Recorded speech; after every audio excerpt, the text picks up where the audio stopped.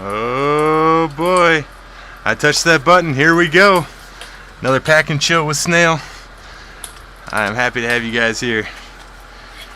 So today we are going to be packing up, well, heck by George, quite a bit.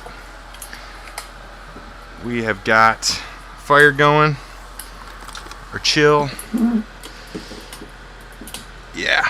So first things first, we got M4 Mac Mini mounts. We're gonna be doing that. So that's gonna be fun. Make sure I got my chat up here.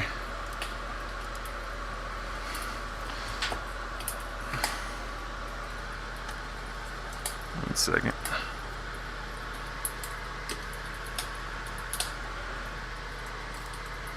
Get the fireplace going again. Oh no! I hear the fire. No, it's going. There it goes. Okay. Let me make sure I got my chat going here. Going again? Oh no.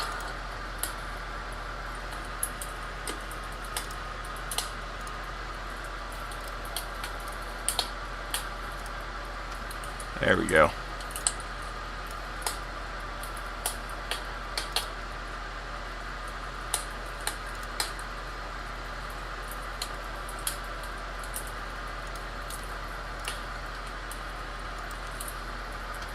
Okay, it's got a couple more. I gotta bring back up my thing here. Like that.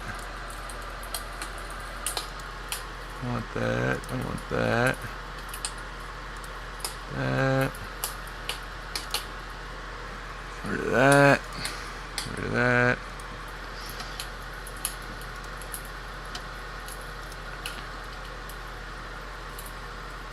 Okay. Clearing out.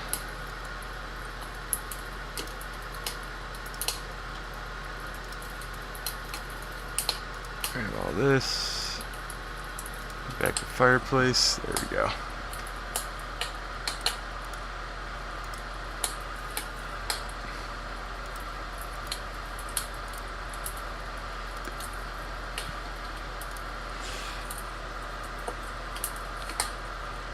What's up, Isaac? How you doing, man? I'm chilling. I'm getting ready to print some gosh darn stuff for Amazon here. Or print some labels.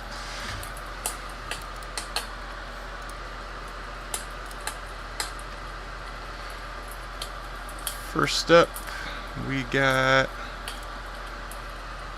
Amazon FBA labels for the Mac 4 Mini. Gonna be mounting a bunch of, or sending in a bunch of those mounts. About to weigh them right now. Figure out how many I'm sending in.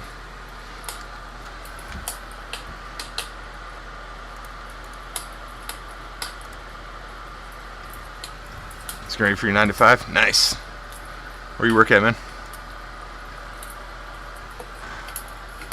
What's up, dude? How are you? Nice to see you at a normal time today.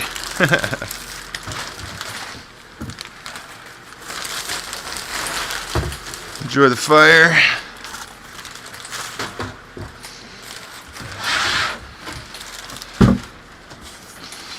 Get that gosh darn scale over here again.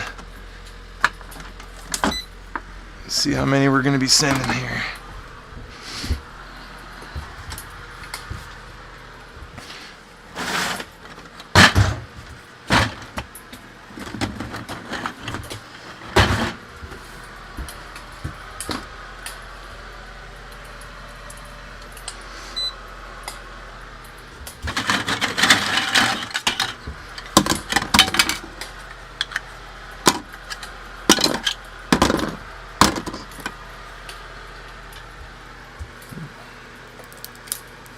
Like that.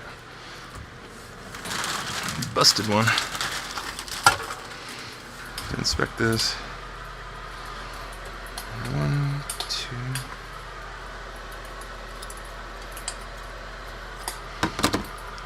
1, 2, 3, 4, 5. Let's go 6.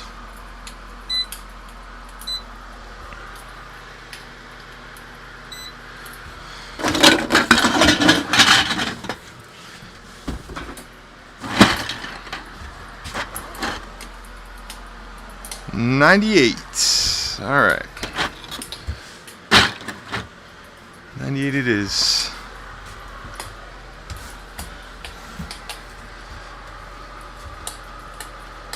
You're from a 96 business? Oh, nice. That's cool.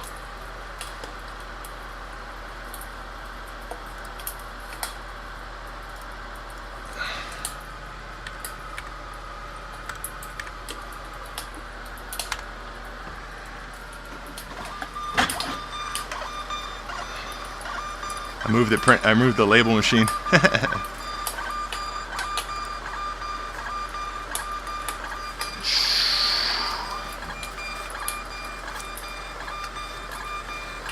Move the label machine to a more convenient location.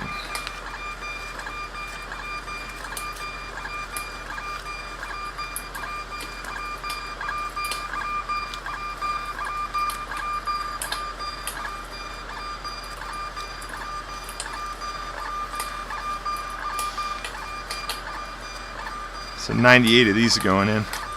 That is about, I don't know, $600 profit margin worth or something like that. Maybe a little bit more.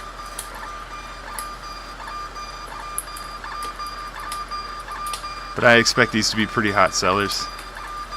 I'll show you the listing here in a second.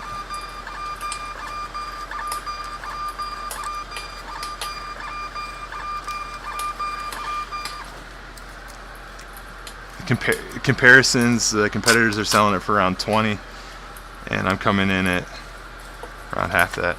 Let me show you. It is this one. Nope. This one right here. It's this Mac 4 mini mount. You see that label on the back. It's for a VESA, 100mm VESA for the back monitor, 75mm VESA, or a wall mount. It doesn't come with the mounting hardware, but you can see it right there. Pretty sweet. I expect this to sell pretty good.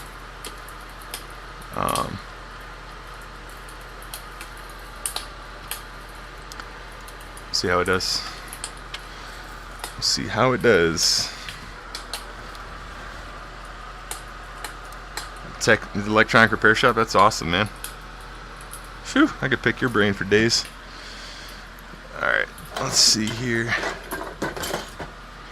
I think these are going to be going on 8x10 envelopes, if I'm not mistaken.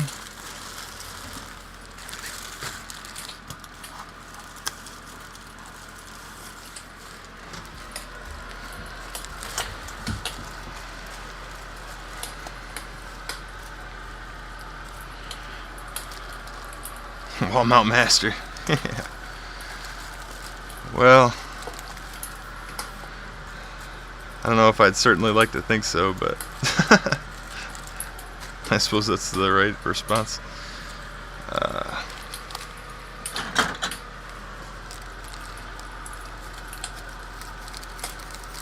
I think I'm going to use these 8x10s for this.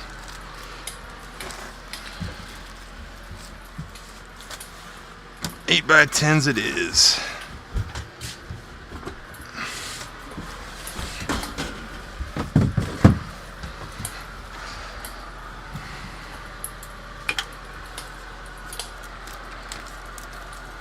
Just gotta figure out how I'm gonna do this. How to label it. I do believe I'm gonna go probably on the top here because it's gonna wrap around. Snail time. What's up, Trouts? How you doing, man? It's probably late your time. Let's see. Put a label up at the top. Let's see what that does.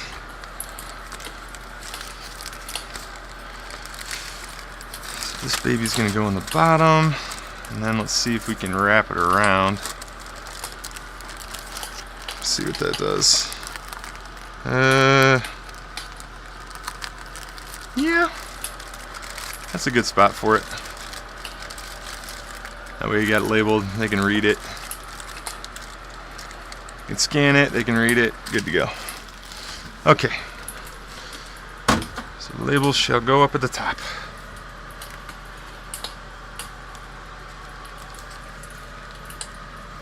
Just gotta make sure they're on the back. I end up messing up these labels oftentimes. Okay, there we go. Here we go. It's only 346, huh? Not bad.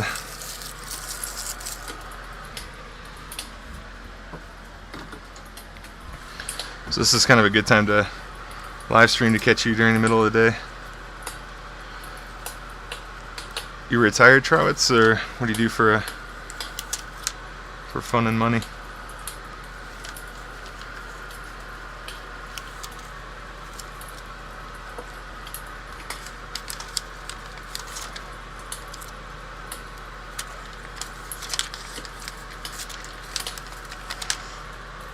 What you guys doing today? What's cooking? I got my mother in town, so I'm working early today. Maybe on a somewhat normal schedule.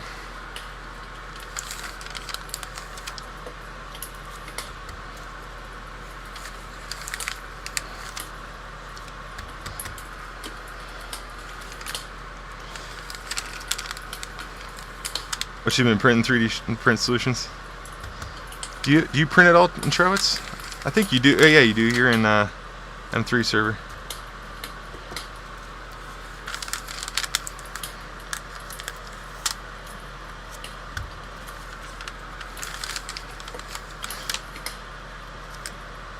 I'm assuming everybody's in here is a printer.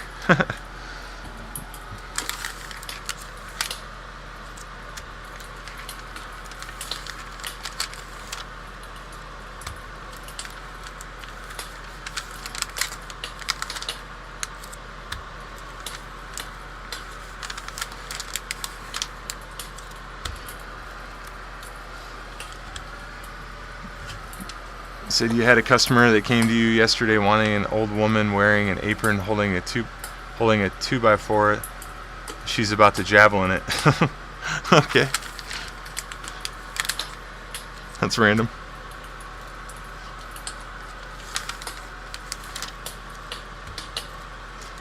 I'd oblige that.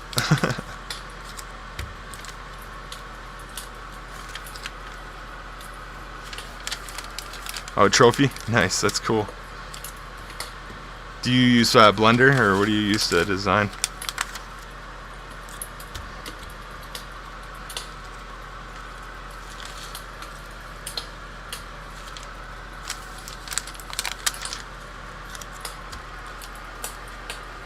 "3D printing is life," yeah.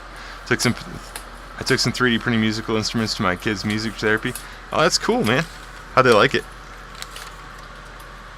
I've made some pretty good little flutes and stuff, honestly. A bunch of whistles and whatnot, but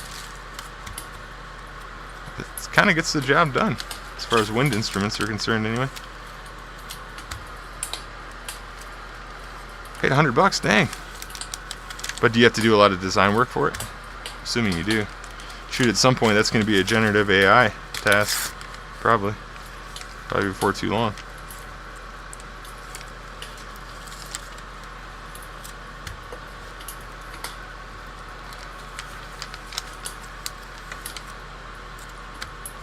A lot of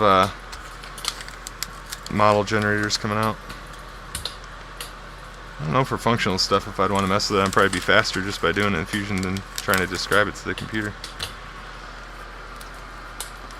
Therapy person thought it was cool. It was not amused. Nice. That's awesome.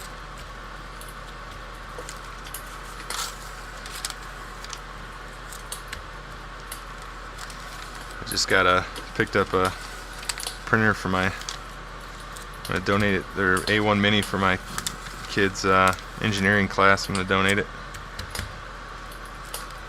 I had like 1 or 2 old printers in there, and so we can do that. So I use my bunch of my makerworld points.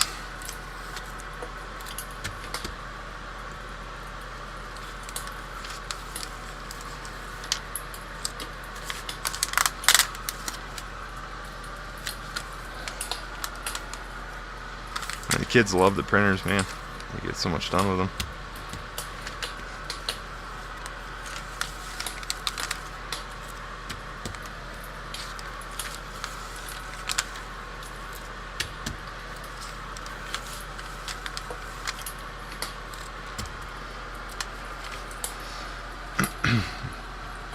ChatGPT for the picture and MakeLab for the STL.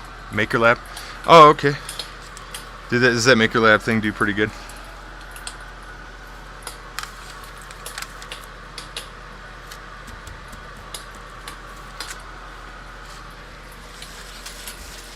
Should charge more than 100, man. It seems like a pretty custom job. Sounds like a couple hundred, 250.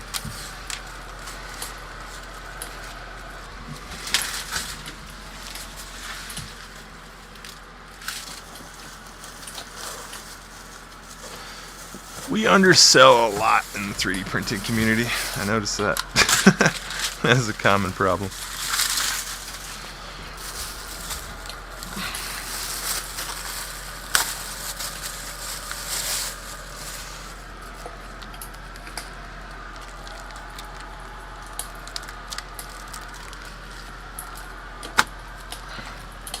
That is a common problem.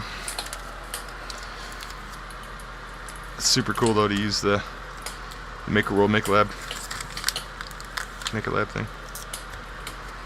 And check that out. It costs points, doesn't it, to use the makerlab? Is it like $1 to do the render or something? Like, yeah, I only have to do minimal touch-ups in Mesh Mixer. That's cool. I gotta check out Mesh Mixer and stuff. I really haven't played with that side of modeling at all.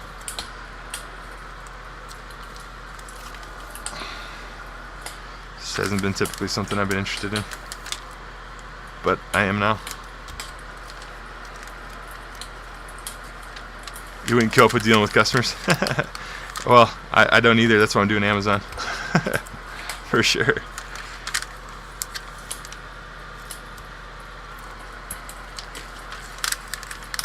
I mean, I do custom stuff quite a bit though, and I'll do. I have some subcontract work I do for a Fortune 500 company. It's pretty cool, but they take forever to pay. But they've been their part is pretty interesting.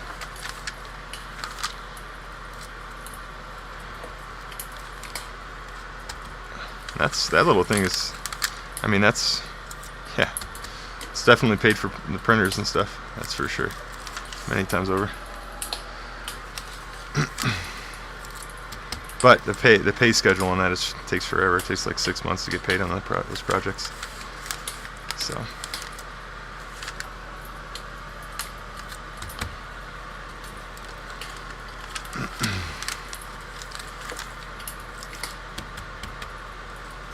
Yeah. Single customer stuff. I had done some stuff for friends and friends' teams. I did like giant, these giant necklace medallions for friends' football team. Did those a couple of times. Like big chains and big medallions. That took like a week of babysitting printers for a few $100. That was not worth it. That's for sure. Just for a friend. Definitely sports team stuff, man. There's a lot of money in that. Trophies stuff, all that. Yeah, definitely with the generative AI stuff. I mean, that's going to be a huge up. I charge more than 100 though, for sure. This is too little.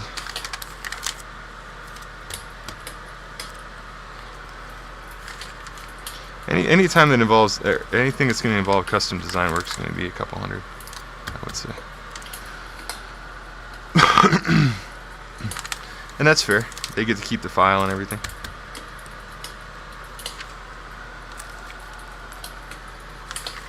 Unless you can turn around and re-put that up on, say, makerworld or something, and then continue to make money in points or something like that. I guess that makes sense, but both would be better. Charge 200 and do that.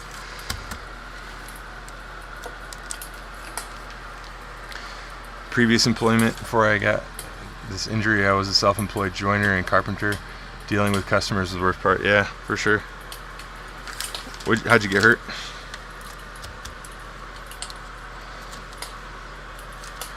Hurt your back or what? I guess that would be the most common for somebody in that position.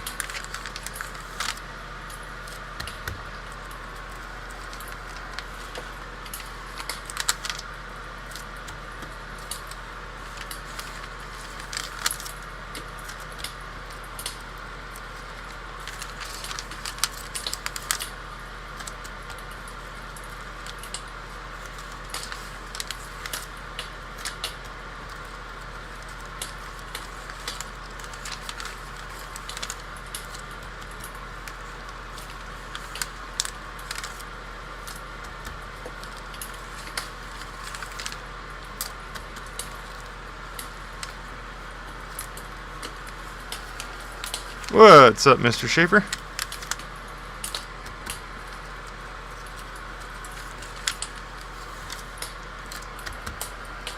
Can't say, just heading out for some groceries. Cool, man. Leave it going. Give me some watch hours.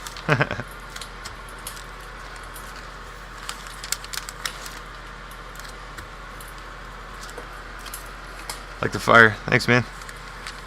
Makes it chill. Just chilling out. Ah, I shouldn't have closed that. That was stupid. I'll be reopening that in a minute.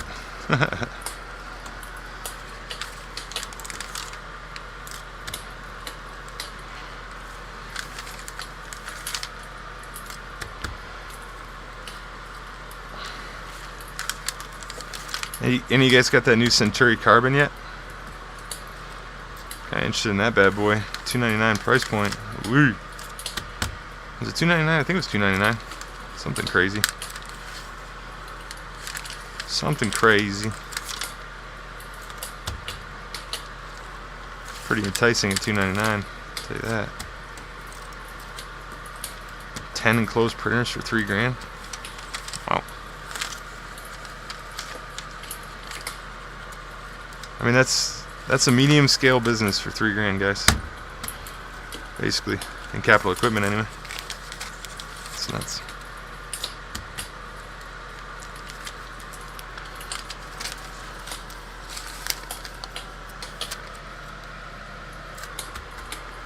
Got 2 pre-ordered. Nice. When are they supposed to ship? Not yet. 2 in order. It's $2.99 and $1.99. Oh, is it the unenclosed $1.99? Damn. Shit.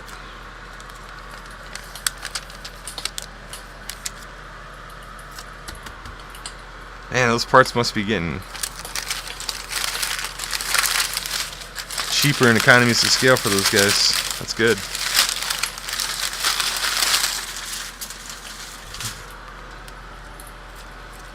It's not going to get any cheaper than that, though, boys. I'll tell you that.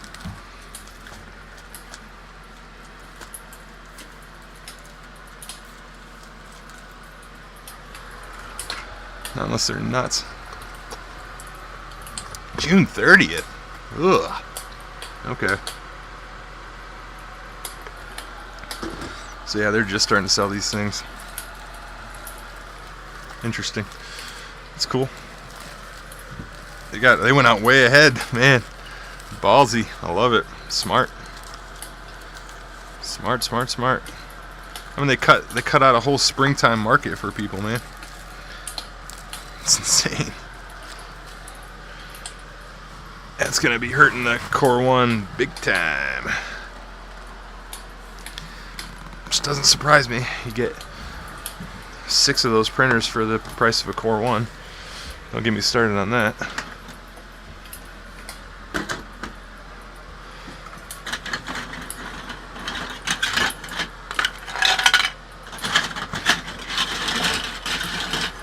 Couldn't pass up that amount, yeah, for sure.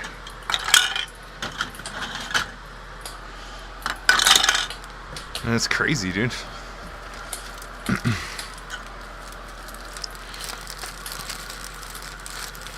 $199 for a printer that's gonna last you years. Man, you'd forget about that cost.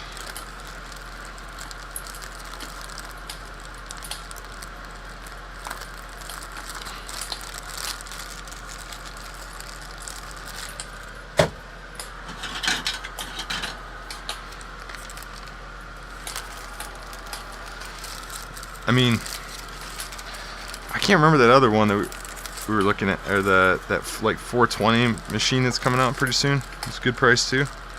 That was pretty nuts. I think it had like $800 price tag on it. That's interesting. I just don't need another class or another print. I've got one P1S, man. That does it for me for an enclosed printer. I don't need another one.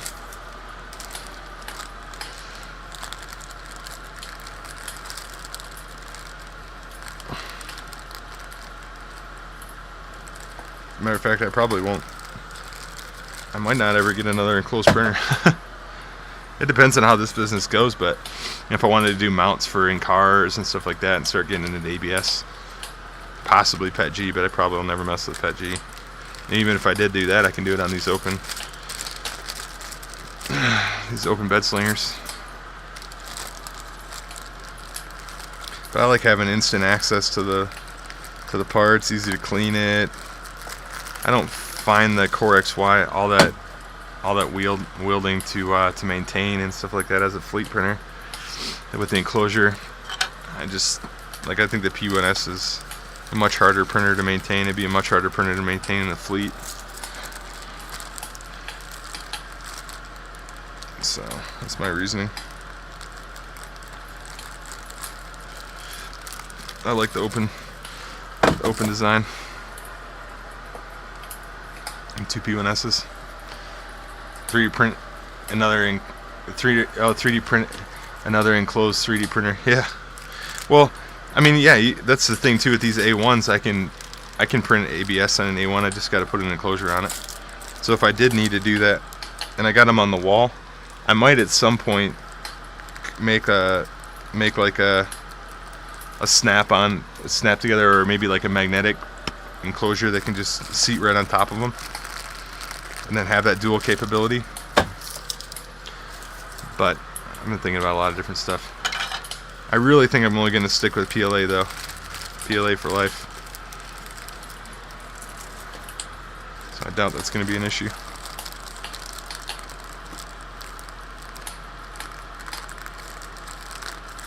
I just don't have a desire to move into different materials. It's all black PLA only.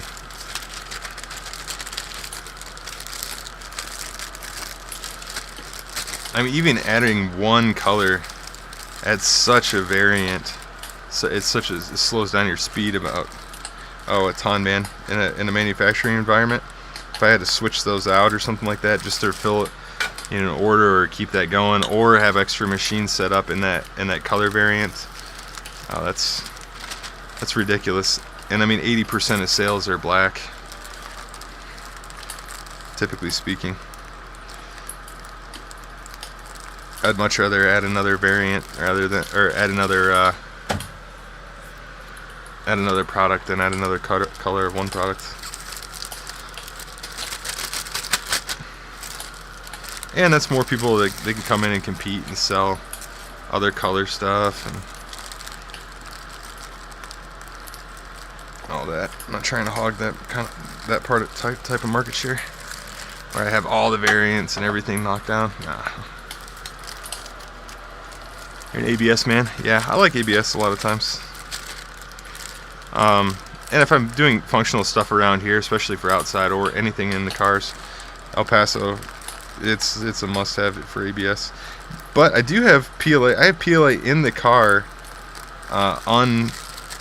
really uncovered, as long as it's not load bearing. It's fine. But man, otherwise.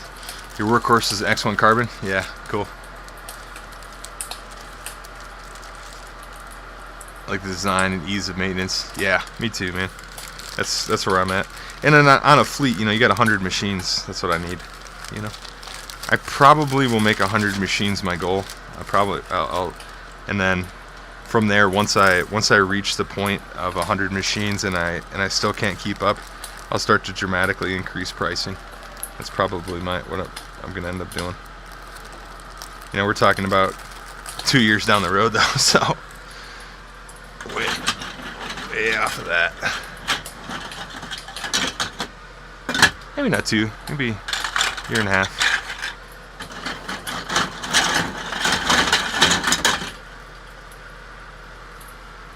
So my goal is to get a shop probably.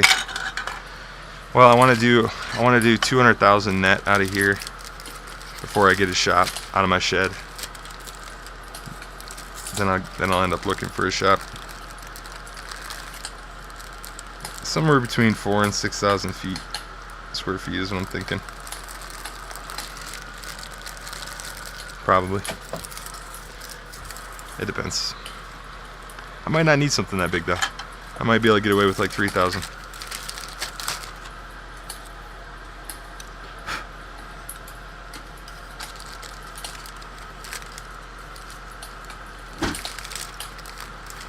But I want a lot of packing area. There's going to be probably 3 or 4 packing area and shipping areas. And I bet printers lined up all along the wall. On the walls. That would be my bet. I have like a cart. Go down the line and take stuff off. It'll be pretty sweet. I have some drawings in my mind. All Kanban, all set up to be really efficient. Easy to get a print started. All that. All my stuff is I'm putting the skew on the bottom. See it right there? So it's easy to, so once it's, you know, at scale, once we have a couple thousand SKUs going, you're not trying to figure out what's what coming off the machines. And a lot of these parts look the same too. Look really similar. You like your A1? Dude, the A1 is my favorite. It's another workhorse. Yeah, makes your table saw fence, guys. Nice.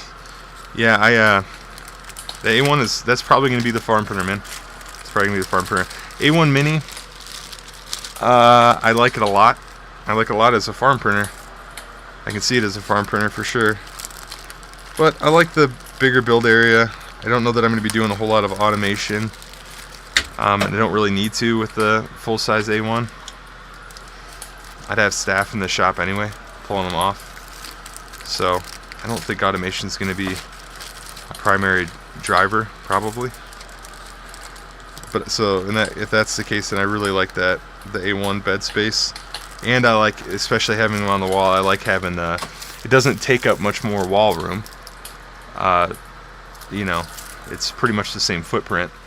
And I like having the extra arm so that its cantilever isn't hanging over. Not that I've had a problem with it, but over time I know that some of those screws and stuff will work themselves free especially on the Mini, so it'll be advantageous to have those 2 arms. Although it does have another Z motor, so the A1, that's something to consider. There's more parts to fail. Currently have 18 TPU orders in queue, and I have 1 printer that can do TPU reliably. My A1 can do it. Oh, sorry, I thought it was 3D printing solutions. That's cool, man. You guys are smashing on orders, getting more than me. Love it. It's good. What are you printing in TPU?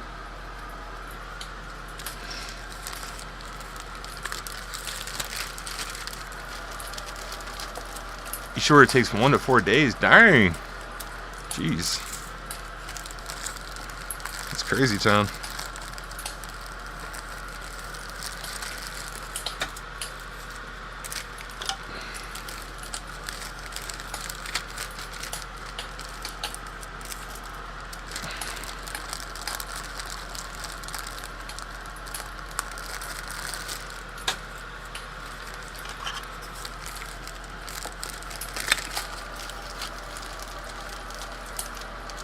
I love you too.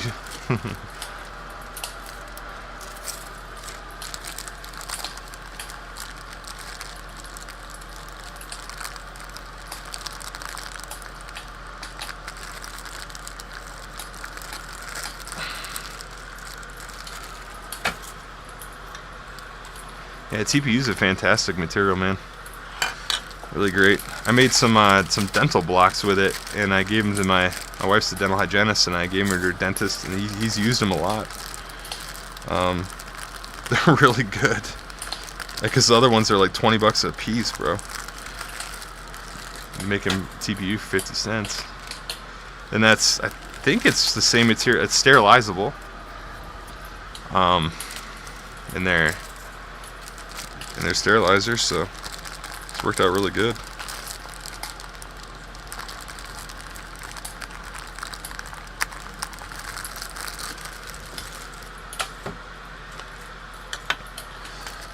That's on my makerworld profile. If you guys check in the description, you can find those.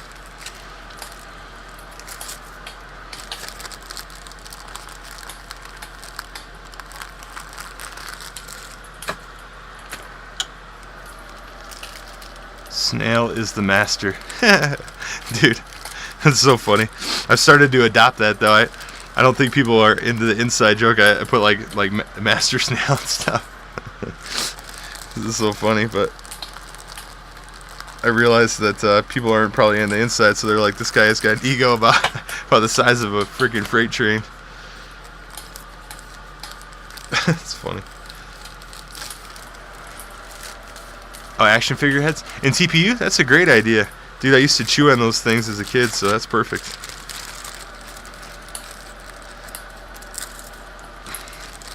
I don't know. I've always had pretty major pica, man. I chew on everything. I used to eat my blankets as a kid, everything.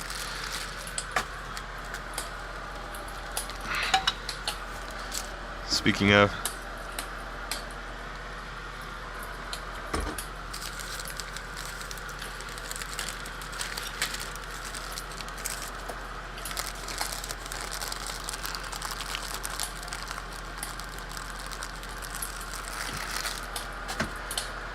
you see my message?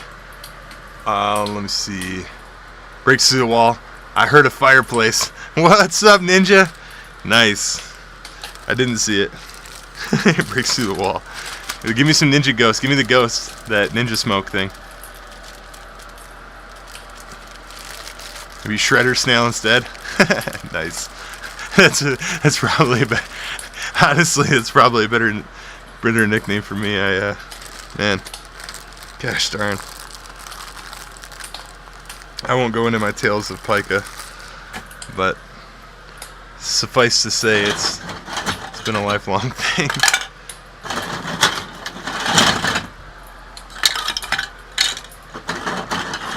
It's a strange tick, man, for sure. Yeah, fuzz, like stuffed animals, stuff like that. Eat the fuzz. It's just weird. I had a very clean colon.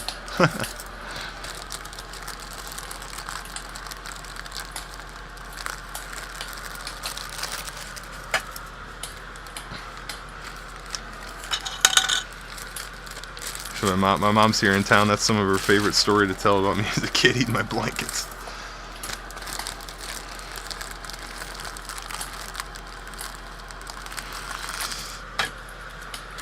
Yeah.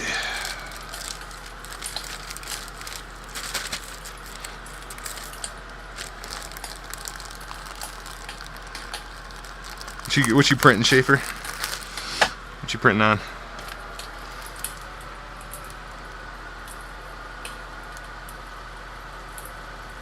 I've thought about trying an A1 for TPU stuff, but I'm not sure how well a bed slinger would do with tall prints.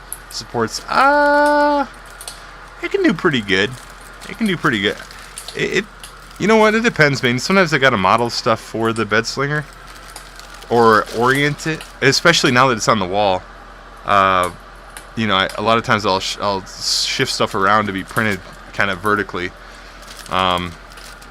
so I don't have all that flop coming down, if that makes sense. But bridging is much better with them printed or sitting at 90 degrees, that's for sure. Bridging is sexy.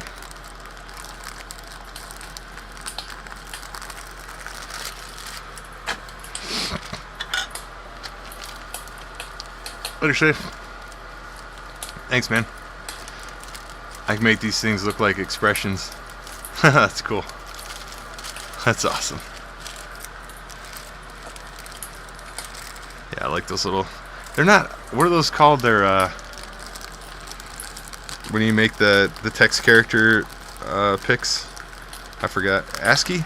ASCII pictures? Is that what it's called? ASCII art?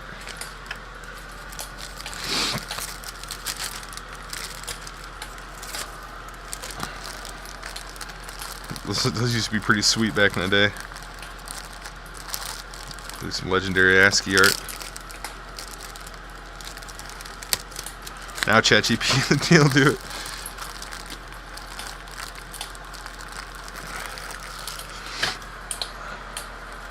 ASCII art, yeah. Nah, Trawitz is right.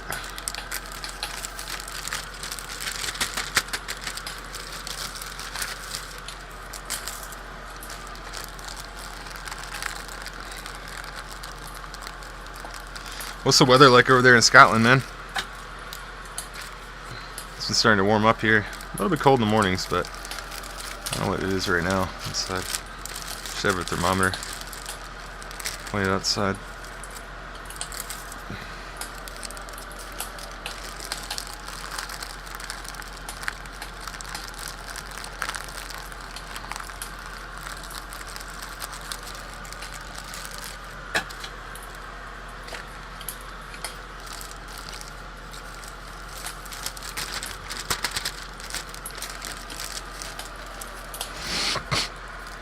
Garrett was cool, but the computer lab in school before they disabled the text speech was cooler. Text to speech, yeah. Dude, I remember the computer lab, man. That was fun. Playing, gosh darn, Oregon Trail. Tearing it up. Or MUD's multi-user Dungeons until they block those servers.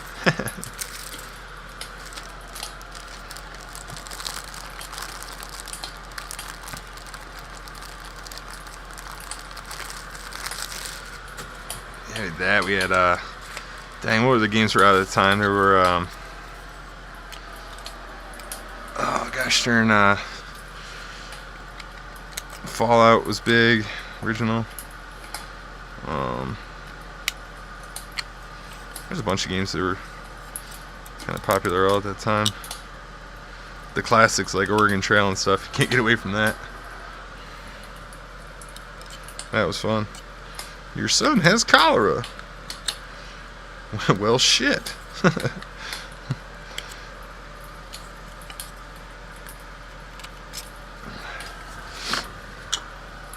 You bought 500 bags of rice of ground mule.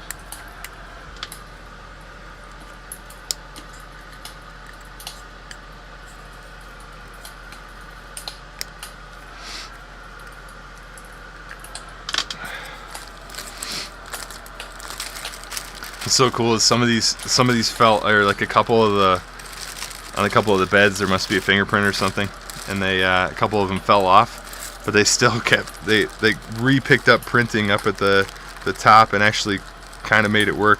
I noticed when I packed the bed, well, that part was bad, but the rest of them were good. But I noticed when I packed the bed full, especially on like the A1 and stuff, like even if there's a part failure, if they're close enough, the parts, they tend to like start picking back up and reprinting like the top half of that part again at some point. It's kind of funny.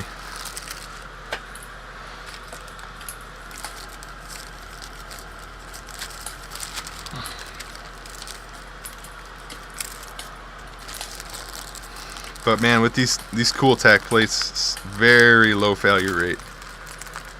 Very low failure rate.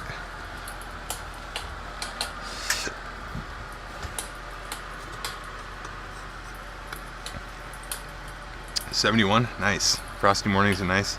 Yep.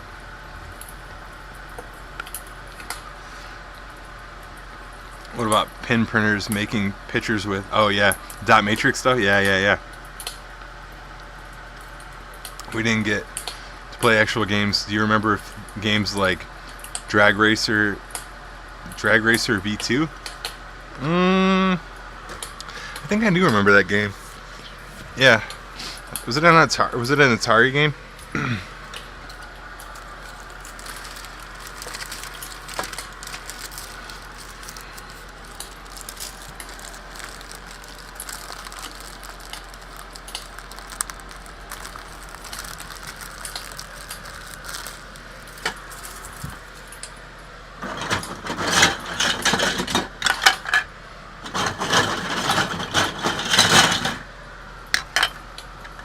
These are such big mounts. Most of the mounts I've been making are tiny. You can see like where the one broke next to it.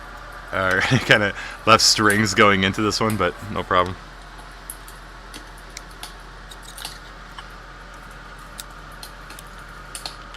Easy cleanup.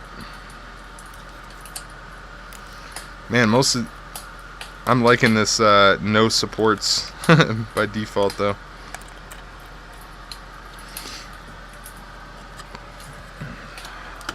All models, no supports. That is the way to go. 100%.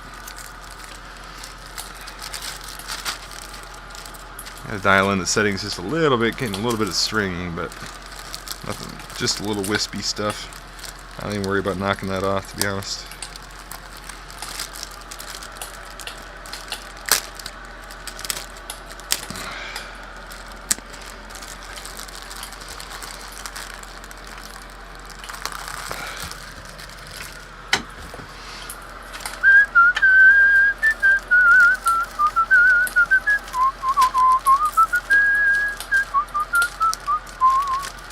We need to play actual games. Do you remember? Yeah, I read that one. But do you guys remember like the Contra, the original NES games? Did you guys get into a bunch of all that stuff? Oh man, that was fun. Obviously, Super Mario stuff was cool, but I used to love the. I guess what would they be? Original first-person shooter games. Like Contra and stuff like that. For sure.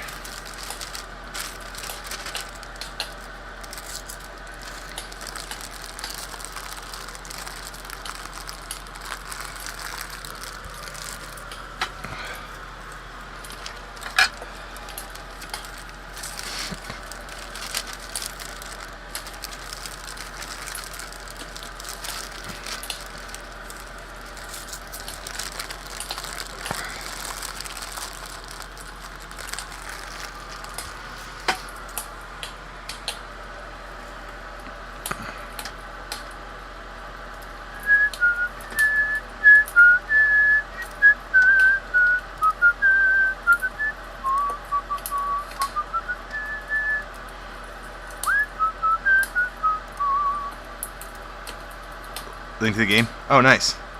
Cool.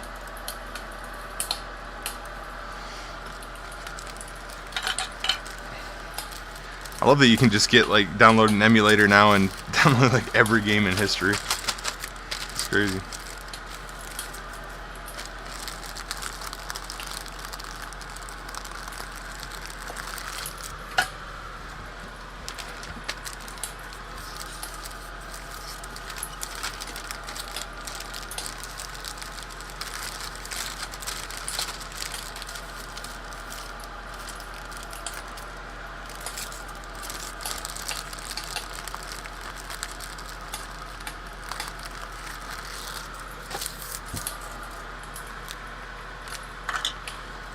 I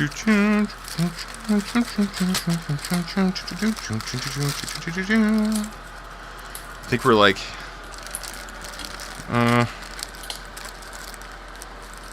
60% of the way there to monetizing on YouTube. Dang, it takes forever, dude. There's you get like 3,000 public watch hours. That's actually a lot.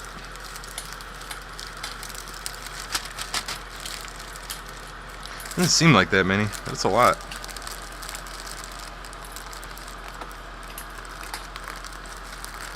Just depends. If I had like if I was working in a big factory or something, or had a big shop set up at something at this point, probably more people would be interested. But watching a snail in his backyard shed probably isn't that fascinating yet. You guys are getting in early.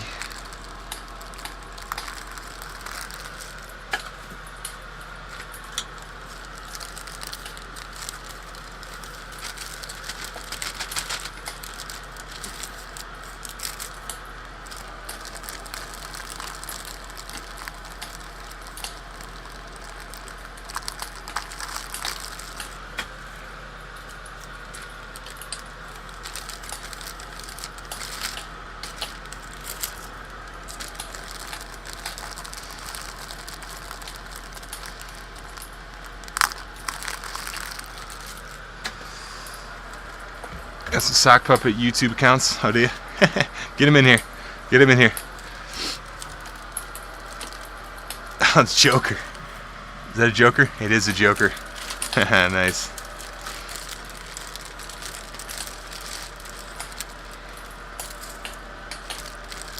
So you heard the fireplace and busted through the wall.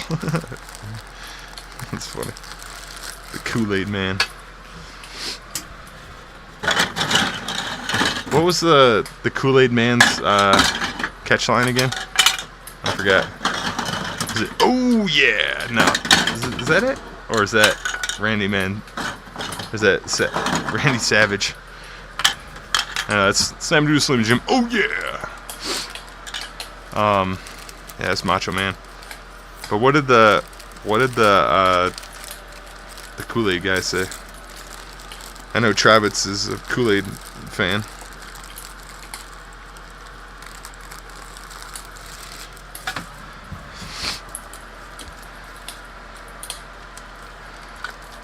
The best way to stir Kool-Aid though is with your hand in the jar. Just like this. That's how you do it for the family. Yeah.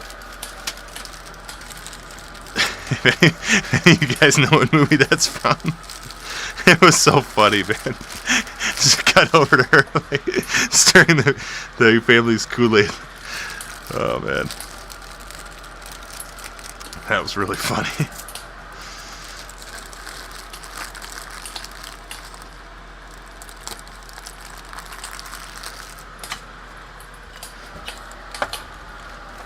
There is a Kool-Aid man. Yeah, look it up, man. Look up the commercial for the Kool-Aid man. He busts through walls.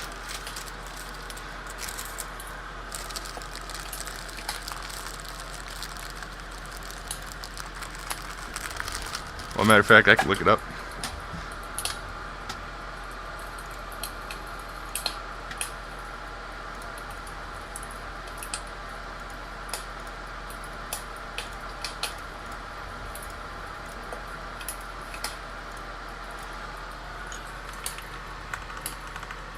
Hold on.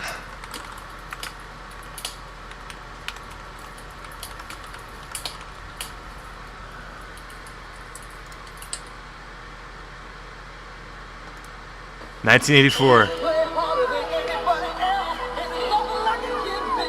Oh yeah, on my way. You can feel it coming on, and you got to have some. Here I come to save the day. Got to have some now. Kool-Aid to the rescue.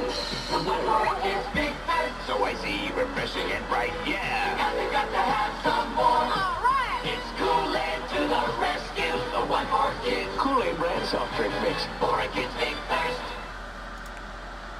All right. Oh, let's find another one. I think he says, "Oh yeah." Oh yeah.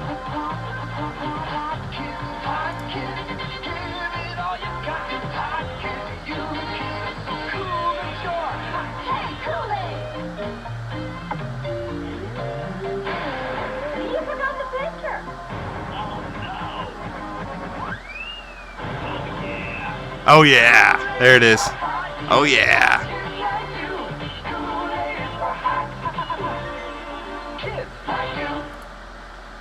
Man, there were some awful commercials. Hey, here's your ketchup commercial, Travis. To be frightened by all the wine coolers I saw. I was scared I wouldn't pick the right one. Luckily, I did. Oh, let me find It it. was the most refreshing one of them all. Sun Country wine cooler. I just saw it. You see, It Sun was the main Country ad. is a blend of premium white wine and real fruit juice. That's what gives it its There it great is. name. Only one ketchup stands for this kind of thickness with this kind of taste. Heinz. Ketchup lovers, now try Heinz in the 64-ounce plastic bottle. That's half gallon. That's a half gallon of ketchup, Trowitz. Get with it, bro.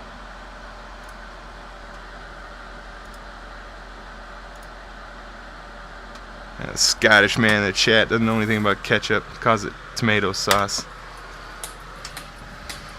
Horrible.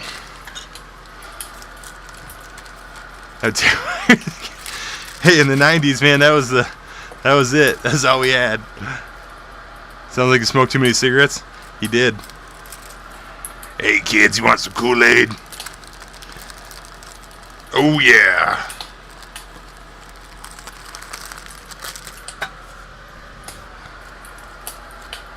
Tomato sauce. Ketchup.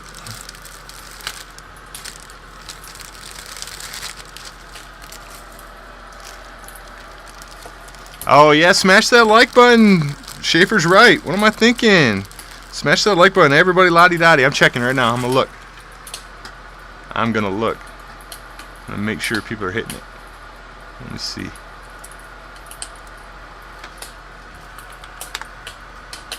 Let me see it. Roll the ugliness.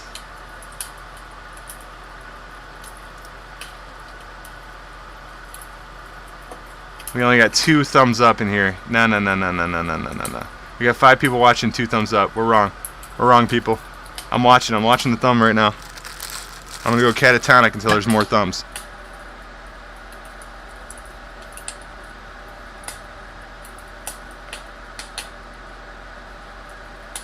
Yep, didn't see any come in.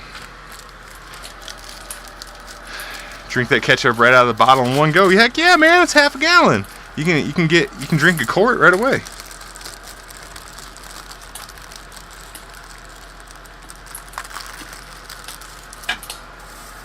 Although I'm honored you spelled out ketchup. 3 jokers. I'm messing with people like a jester, so it's worth it. Nice. I like your style, Ninja. Although, like I said, I don't see any more thumbs up. Oh no, I do see 1 more thumbs up. There's 3. But we got 5 people in the chat, so we got 2 non-excuses. Ninja, have we smashed the thumbs up? How else is the algorithm gonna know about our non-existent channel? Come on, people. How about a snail? Tomato sauce juice. Ew! Alright, Trowitz. You're a true homie. Drink that oh man, that I can't imagine drinking ketchup out of the bottle. No, that no. What do you know about ranch, Trowitz? Ranch dressing. Are you a ranch dressing fan? Please tell me you guys are civilized enough over there to have ranch. Because ranch is a good ketchup substitute on many things. For example, ranch is delicious on French fries. Freedom fries, sorry.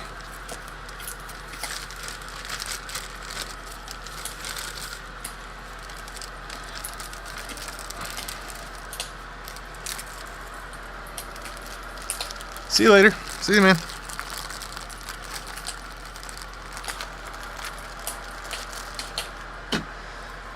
Share what?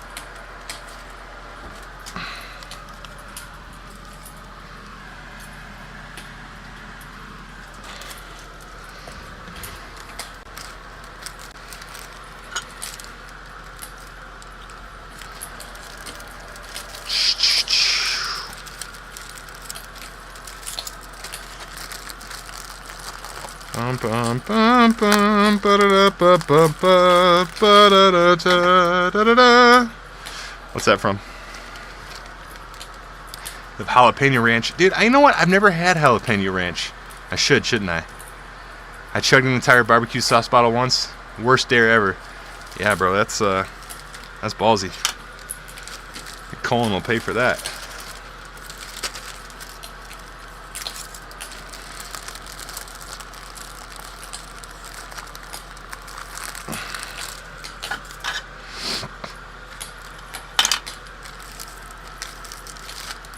All those crazy challenges that were out. I haven't seen so many of those lately. But man, they were nuts for a few years. Challenge. It's like, eat that what is that ghost pepper chip? That one chip comes in, is bagged individually. It's a bomb. Nice. I'm gonna check that out. Jalapeno ranch. Okay. Interesting. Is it good on salad or? Heard for 17 days. Gosh. Gee whiz.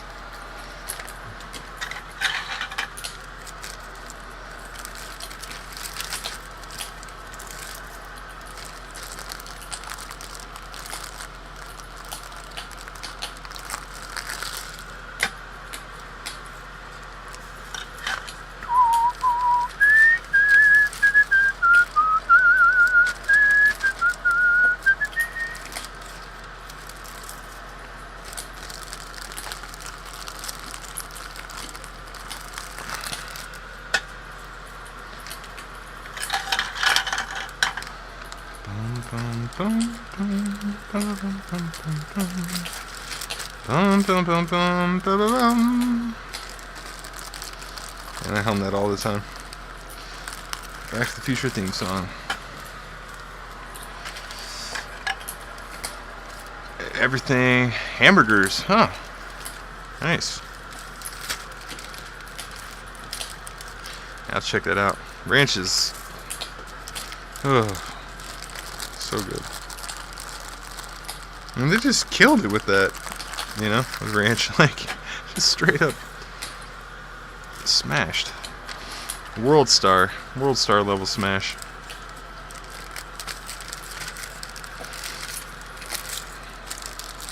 Hulk smash.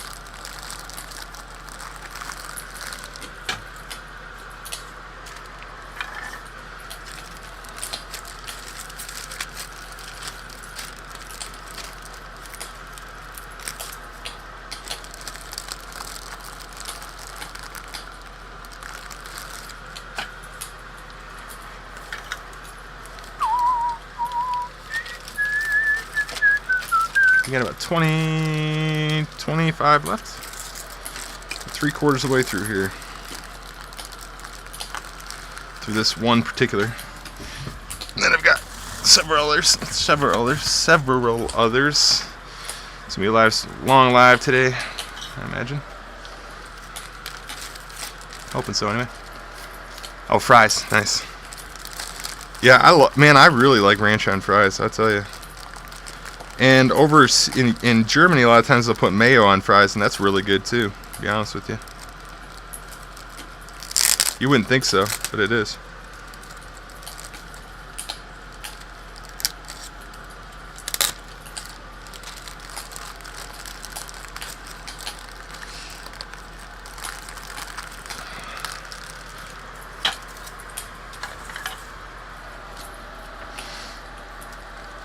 Yeah, I'll tell you, like, yeah, hamburgers and fries. Man, I almost eat a hamburger and fry each day. Almost. Like, it's that much of a staple for me.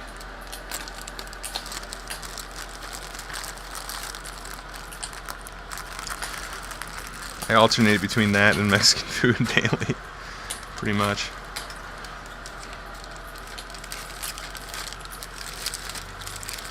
Mexican food down here is to die for. So much good Mexican food. And honestly, I haven't even got very brave, and I like strictly, I eat the same thing everywhere I go. Seriously.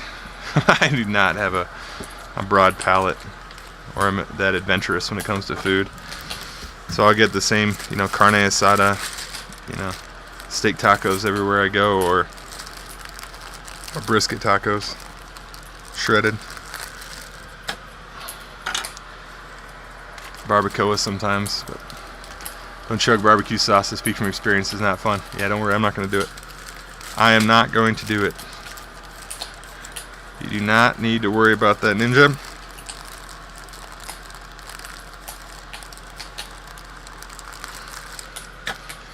Snail will not be imbibing a quarter gallon of barbecue sauce.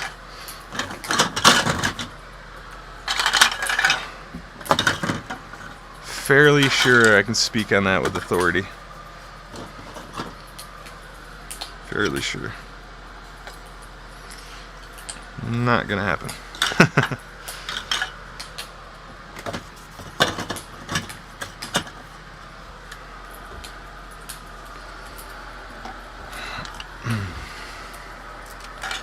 Walmart has it? Oh, okay. You make jalapeno. Oh, do they make jalapeno? I think I've seen the jalapeno ranch chips. I'll check it out. It's a good deal. I mean, I've tried one or two ranches, you know, specialty ranches in the past, and they're pretty good. I have to try that one out. I mean, I like jalapeno stuff for sure. As long as it didn't have like a really strong jalapeno smell, that might throw me off a little bit.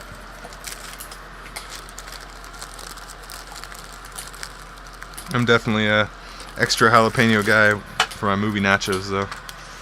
Believe that.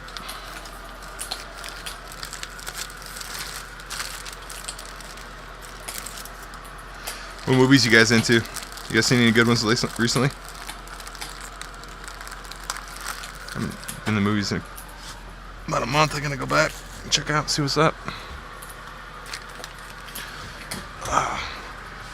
Butt sweat. TMI.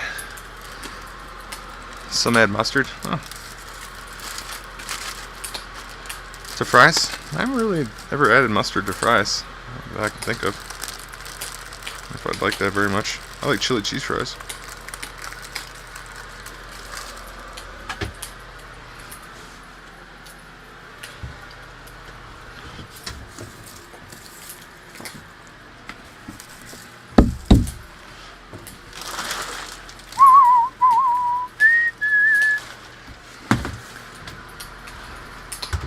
How long have we been streaming? Can somebody check? Let's see, I can check in. Hour?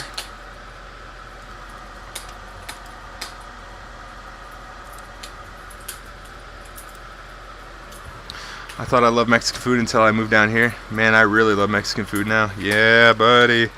Where you at? Oh yeah, you're down in South Texas, or Mission, Texas, yeah. Dude, it's so good, right? Man, we're spoiled down here, man. Woo! We are spoiled down here with good Mexican food. Only Toledo.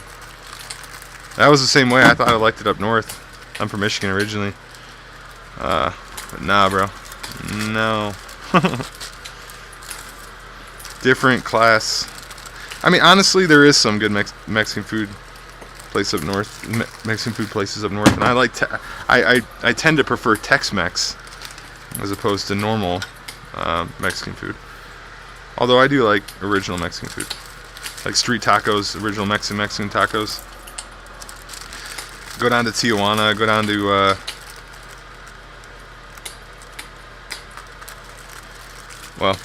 go down to Mexico itself, and they got some pretty awesome prices on food, man. It's crazy. I should go across the border more often and hang out. Over in I'm on the border of Juarez. So yeah, when I go over there, man, it's like $2. You get a full meal, pretty much. Yeah, maybe like 4. A lot of food.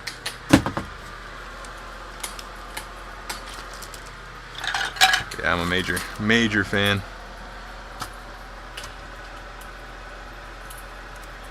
They do, I forgot the name of the taco, but it was originally like made for like a poor man's taco, you know. But they put, what's it called? Shoot, it's got hot dogs and meat in it. It's help me out. What's that taco called with hot dogs in it? It's super popular now though, but it was originally made for poor people.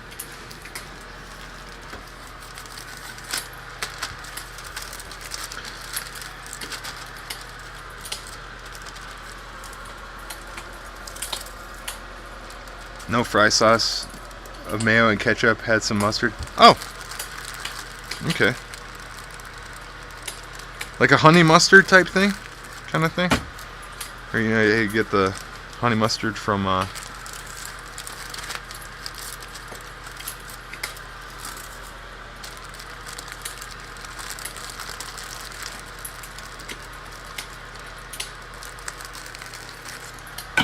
Man, Raising Cane's chicken sauce. Raising Cane sauce. Best chicken sauce ever made. 100%. I don't know what it is. Kind of tastes like almost like a honey mustard with pepper in it or something. I'm not sure what they do with it. That's really good though. They only have like one thing on the menu. That's it. Chicken fingers, chicken tenders. That's it, man. Super smart.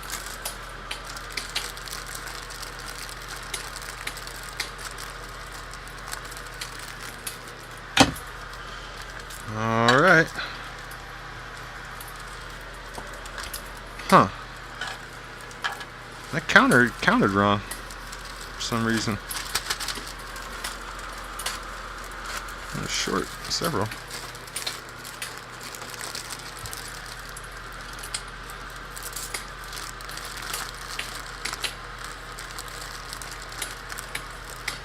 All right, that is.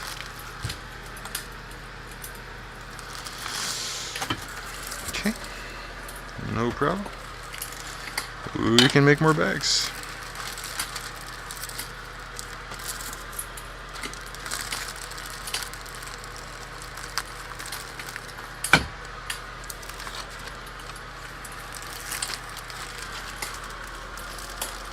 Don't get started. I'm getting you started on barbecue. Talk to me about it. What's the secrets of barbecue, man? I am not a barbecue guy. I need to be. I am an aspiring pit boss. I need a Sherpa. Tell me about it. Tell me about it, sir. I got nothing but time, homie. I got nothing but time.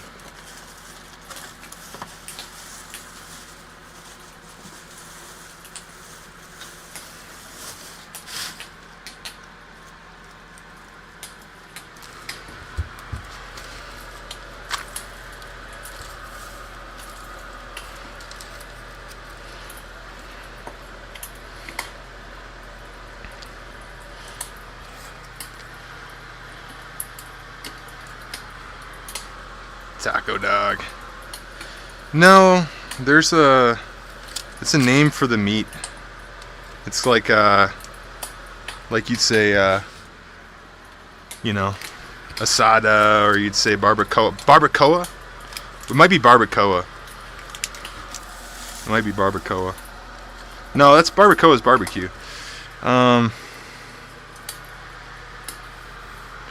Look it up. Look it up.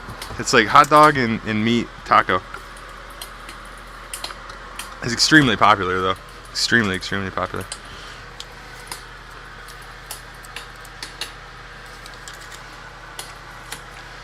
It has sort of like an iron red sort of base sauce with it.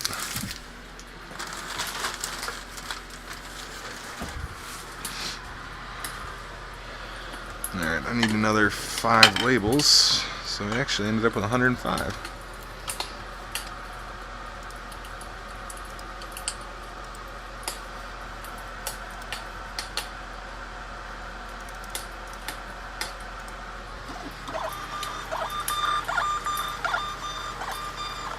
Dude, I don't know if you guys heard the label printer right there. It was like, but that reminds me of the Indiana Jones Last Crusade song when they were going around the book burning thing. Remember that? Oh man, it must have been like a Hans Zimmer track or something, but it was like, man,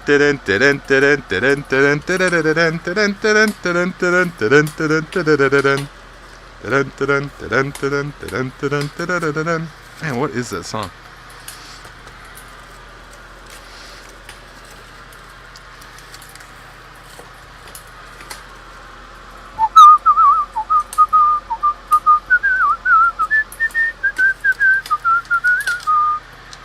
Let's see how good my memory is for that. I'm pretty sure that was it though. I'm gonna look.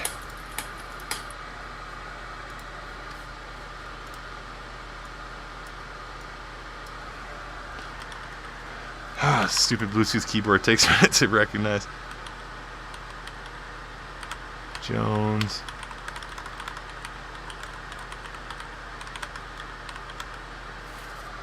Book burning scene.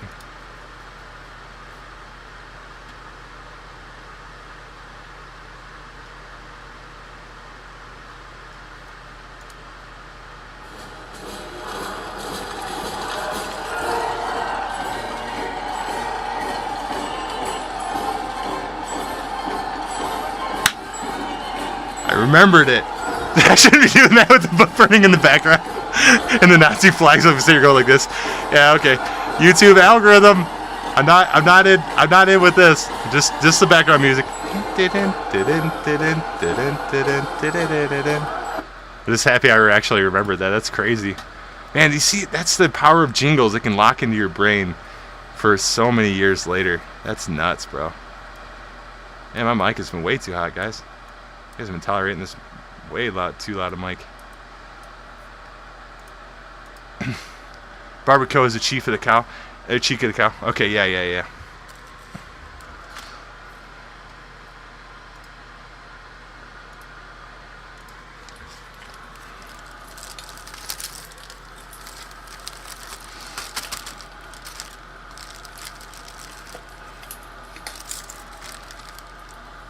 Ooh.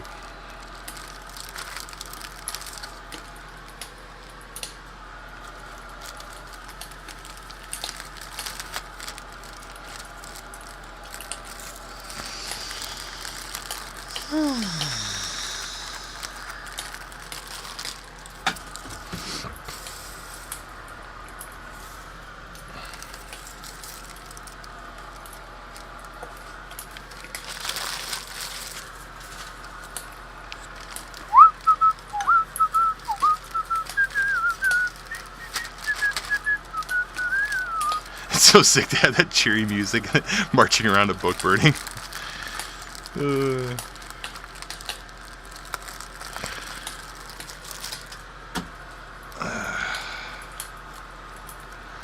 What can you do?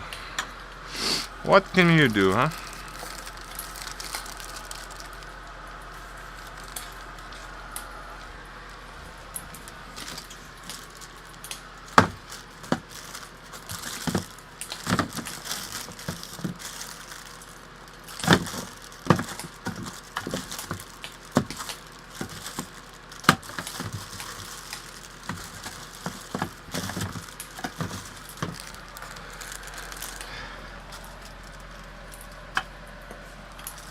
Man, my count is off.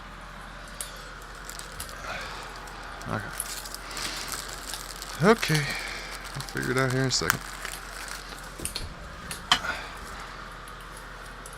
I turned around on my count somewhere. Gosh darn it. Do the spring lock failure sound. Riddle me this. Spring lock failure sound. How do you make a realistic one? How did you make a realistic one? Answer me. I don't understand. You've totally thrown me off, Ninja.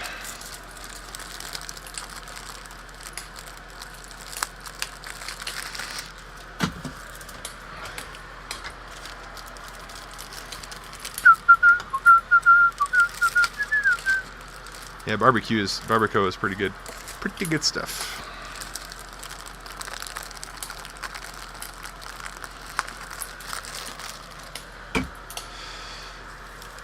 Alright, 103. That's what it ended up being. I do believe.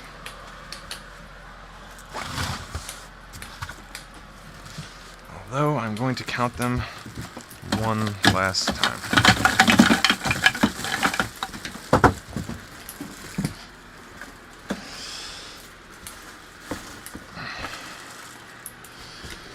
As I load them up. 1 second, I'll be back on camera.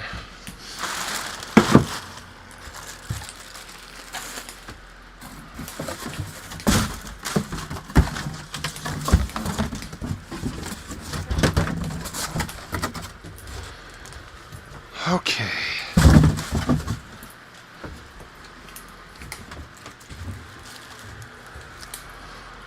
Good count of these here. 1, 2, 3, 4, 5, 6, 7, how do you say? 8, 9, 10. 1, 2, 3, 4, 5, 6, 7, 8, 9, 10. Yes, alright.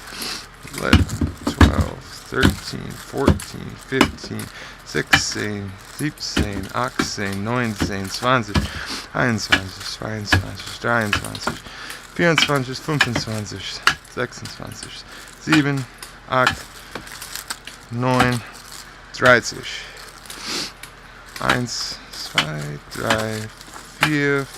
1, 2, 3, 4, 5, 6, 7, 8, 9, 10, 40. 1, 2, 3, 4, 5, 6, 7, 8, 9, 10, 60.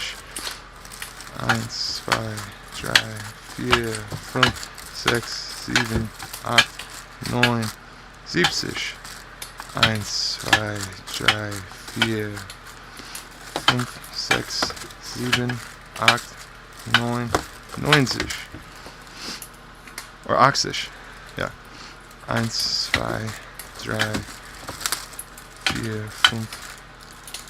5, 6, 7, 8, 9, 90.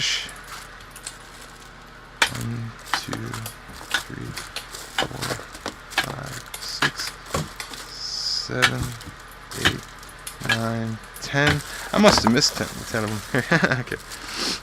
1, 2, 3, 4, 5, 6, 7, 8, 9, 10. Okay. 102. Got it. Ah, there's another one down there. That's why. Ah, tracking. Okay. Got it. Okay.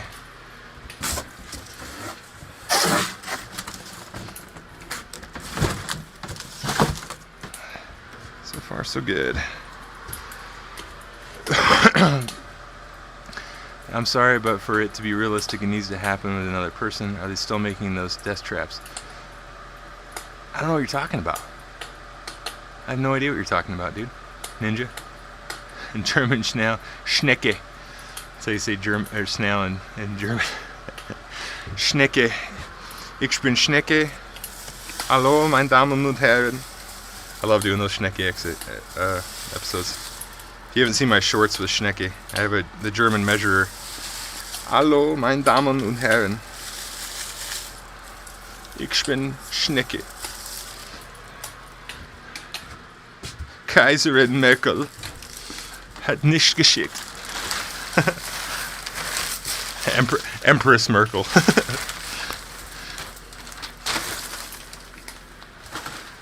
Geduld, Schnecke, Geduld. Here, let me show you one. I'll show you a couple of my Schnecke episodes. I'm proud of Schnecke.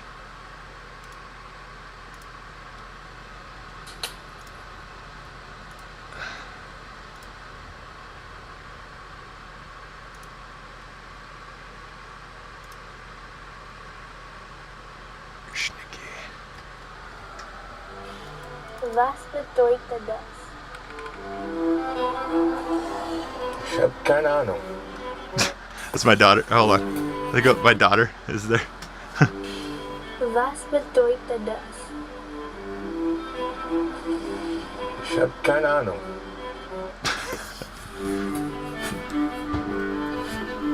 Es gibt nur eines zu lernen.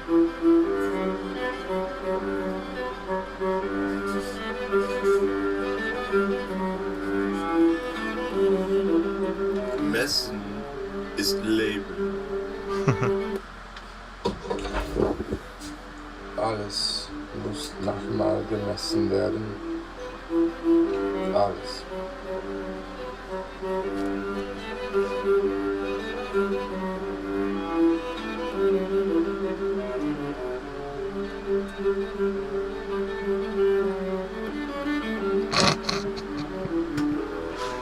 I love it.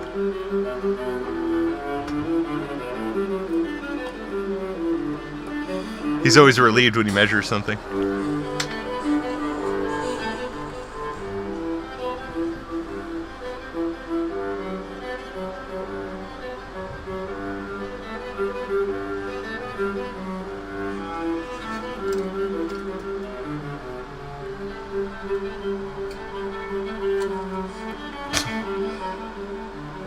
I was stationed in Germany. Schnecke Nachbarn.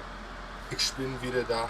Ich habe vergessen, in der Anlage eine wichtige Messung.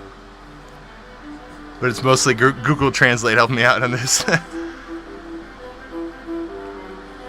It's a purge line.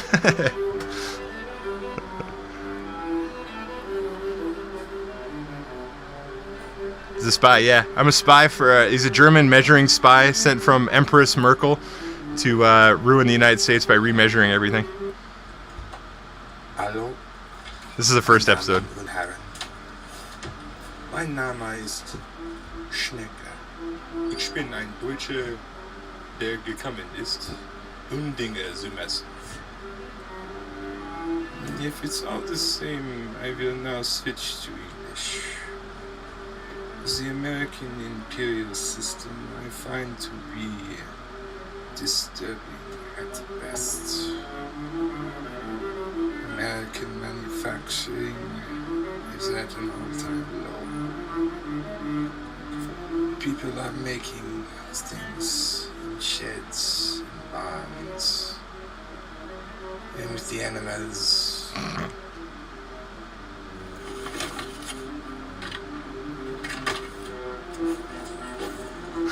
The paper says, "All right, a pig side. It shouldn't be a pig pen or something like that." I forgot.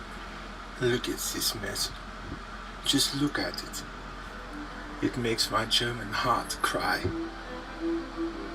It makes me come to my calipers. Look at the number. And find and search for the perfect number. Look at the number. Can I reach it? Can I reach that perfect number? Yes, I can. But can I reach it? Live. On air. For everyone to see. Yes. I can. I can do it. If just given enough time to do it. I can reach that number for all the Germans in Germany. That is. It turns out the 3D printing interests you. You must be German. I gotta compile these. Otherwise, the content will get no shares, no likes, no subscribers.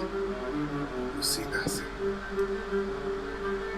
So what do you think about Side Runner? A1. It's coming soon. Download it. Oh, this is, I like this one. Here we go. This is my last one. I'll play for you guys.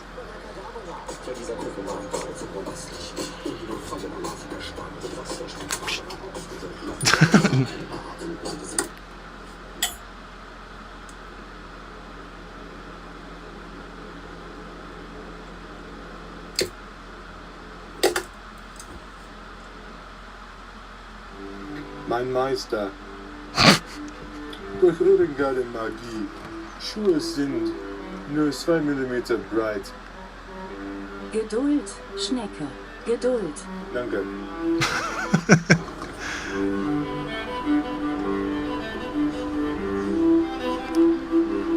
How many of these did I make?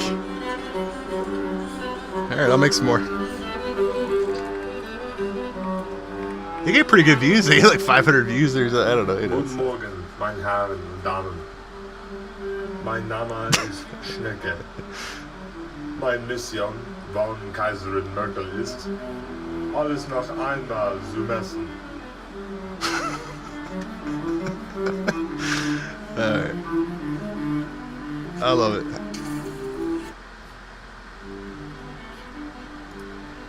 Alright, no more Schnicke. Hallo, mein... No more Schnicke.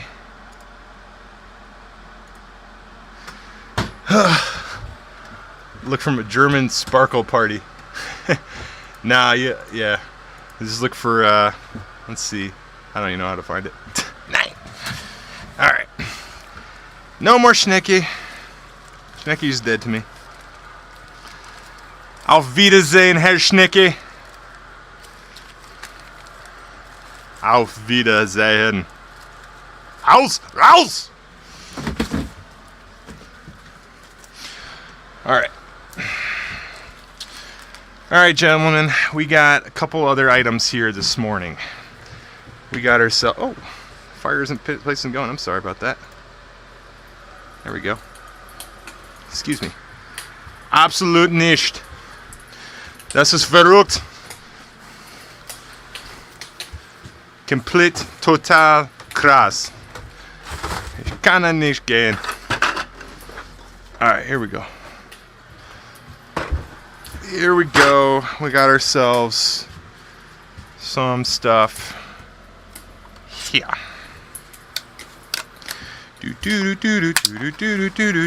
Nah, my German sucks, man. I gotta use the Google Translate really to piece together most of that. Germans would laugh so hard. That's why I've been hoping they come on and find it, because they'd laugh so hard listening to that. I mean, I'd sound like an absolute like dork to them. Yeah, it would sound really stupid.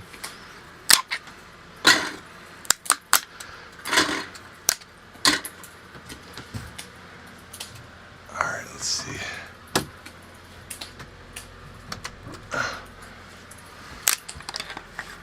But it's kind of trying to poke fun at the point that you know, in order to be successful as like a YouTuber in the 3D printing space, you pretty much have to be German. And if you are German, you get an instant 10,000 subscribers.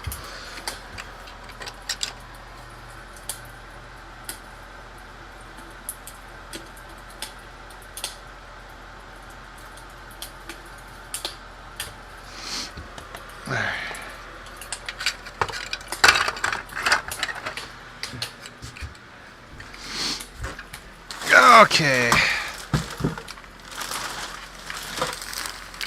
Schaefer, are you in the chat?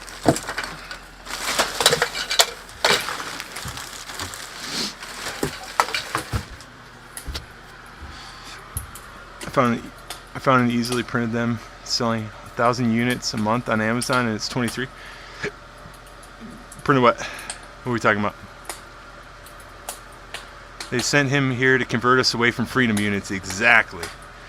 Wait, what's selling more than 1,000 units a month? What? On what? What? Tell me. What we got? My eldest brother is an interesting guy. He can speak most of the mainland Europe languages, and those he can't speak, he can read and write. Oh wow, that's cool. That's really cool. I mean, honestly, though, English is a Germanic language. It's not a Romantic language. But if you knew a good root system of understanding for Romantic languages and Germanic languages, you could probably do most of Europe. Yeah. Tray for a center console. Wow. Link me. Link in the chat. I'll be right back, guys. I gotta go handle something else. 2 minutes, 3 minutes, 5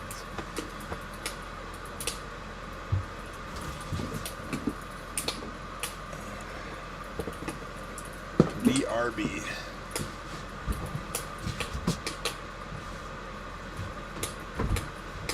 I'll give you a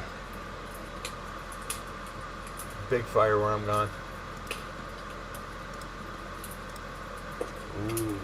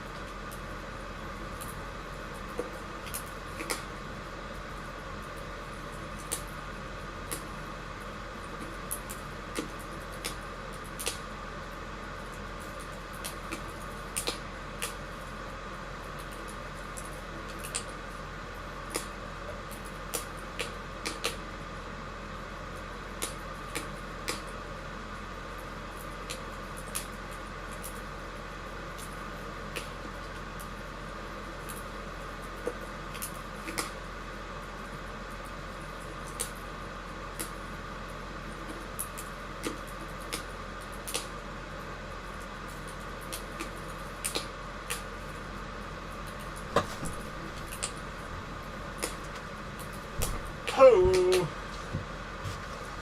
One second.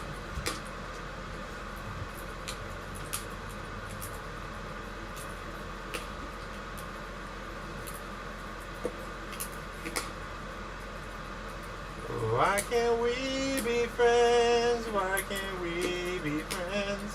Why can't we be friends? Why can't we be friends? Oh my gosh. I thought of that song. Alright. Back in action.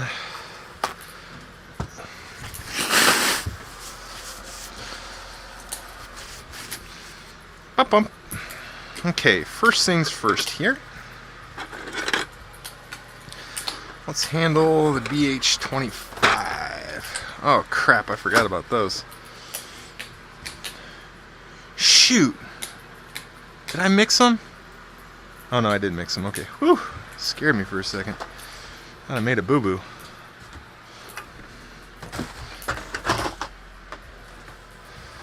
Alright, how many we got? Bring back Wiener Schnitzel. Wo ist mein Wiener Schnitzel?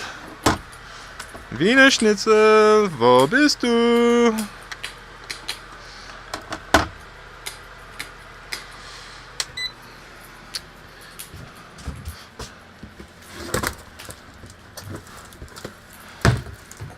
Yeah, if you guys want to, if a German comes in the chat though, he's going to make an ass of me. He is going to make a fool of me.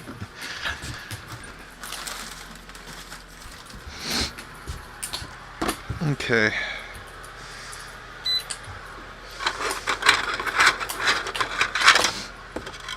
2, 3, 4, 5.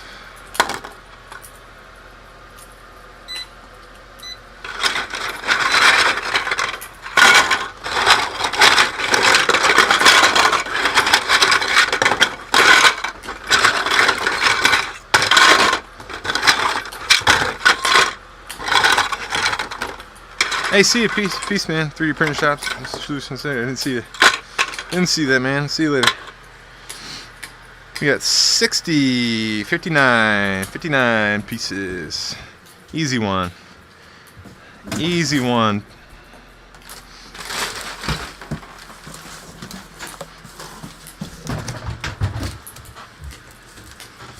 Let me bring this over here, though. Using a A1 printer box sent in Amazon. It's freaking great. Big old box. Perfect.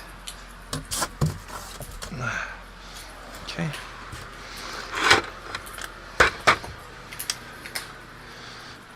Get these printed up here. Some gosh darn labels. Share with Steven. Yeah, I tried to get Stefan one point to get on the channel, but he was too cool, way too cool for me. I'm just kidding. Actually, no. I tried to. Yeah, I think I tried to. At first, I started to link the Schnecke things to Stefan.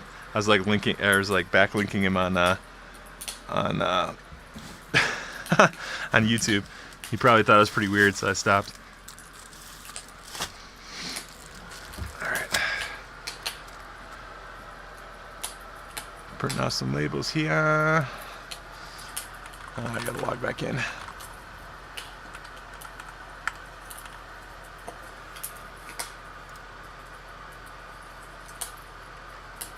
BH25.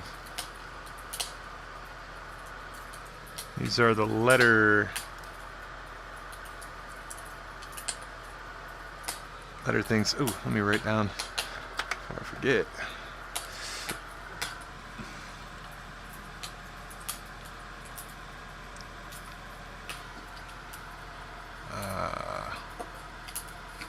Mac Mini.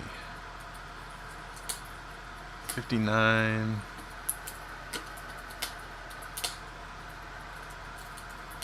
BH25. Okay.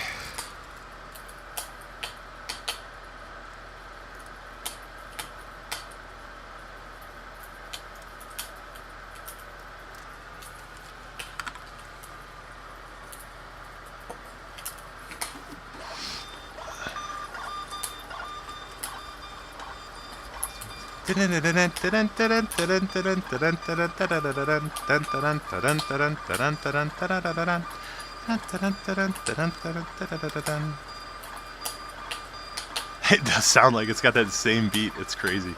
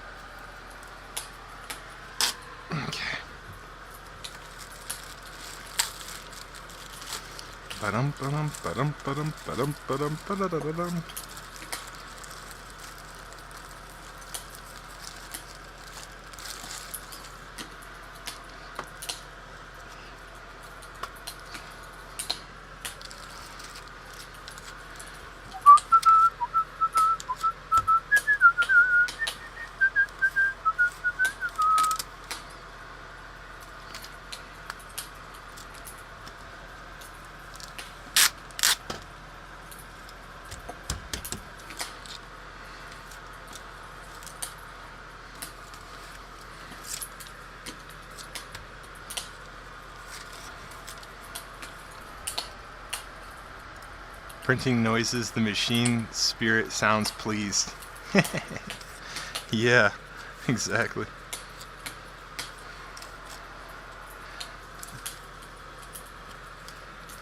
Yeah, it's just kind of funny when it has like the same beat and it like draws out a human memory. Weird.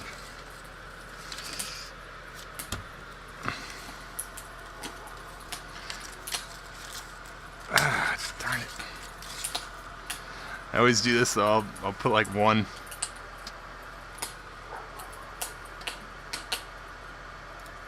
Hold on. Hold on. Yes?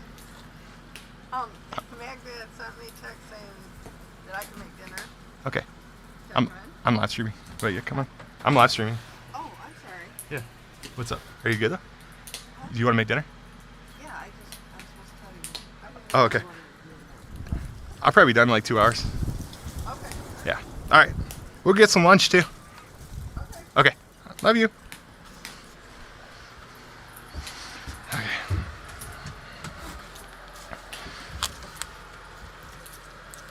All right.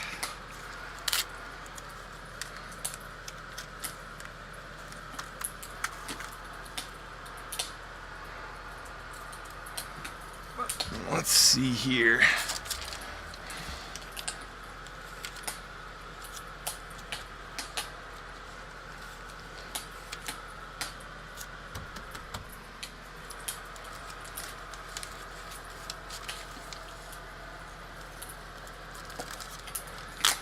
Okay, I keep mislabeling these. Horrible. Horrible.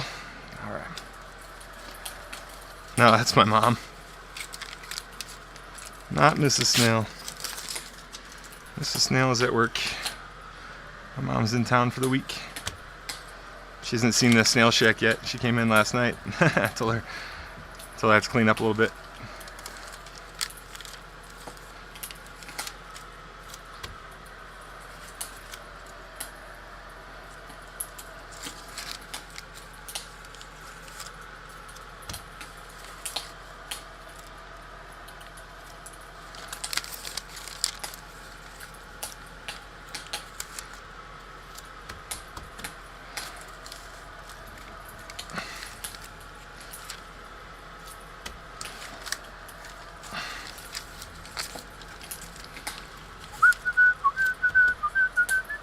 Mother Snail for the win. Yep, exactly. Yep, that's Mama Snail.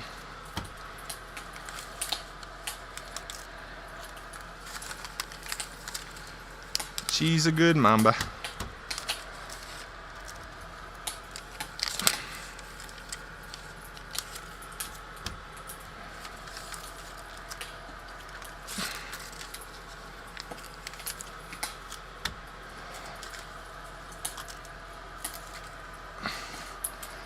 She's happy to come into where it's warm, man. It's cold up in Michigan.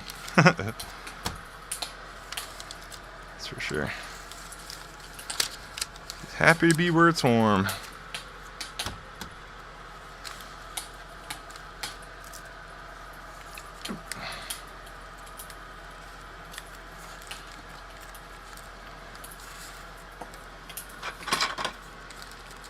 Packing one early.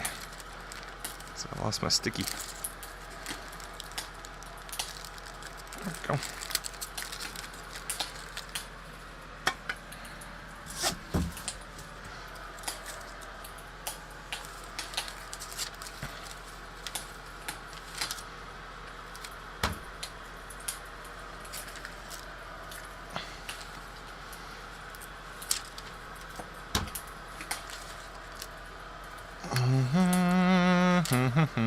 Why did Snail move to Texas? Snail moved to Texas.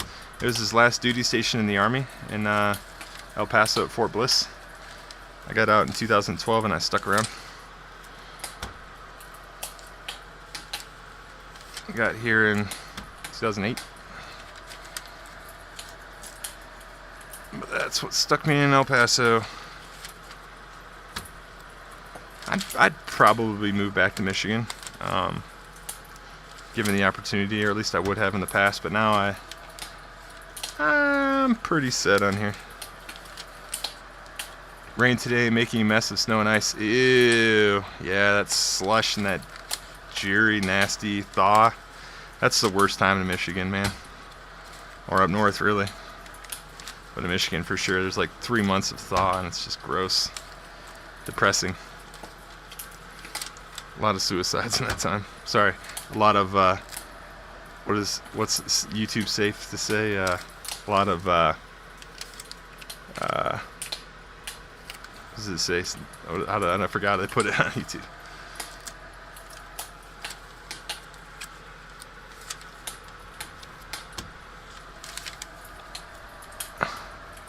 Sounds like heaven. You want to clear the sidewalks in a bit? Ah, nice. Yeah, well, it's probably 65, 70 degrees out. It's nice. Well, you guys are on the... Do you guys do the imperial system over there for as far as temperature? Are you guys in Fahrenheit or are you on the Celsius?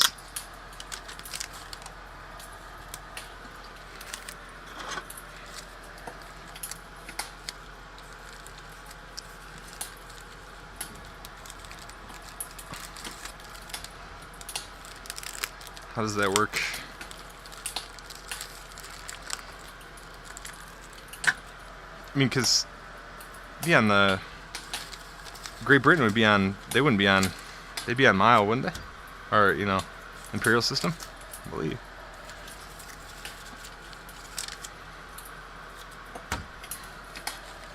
Or did they switch?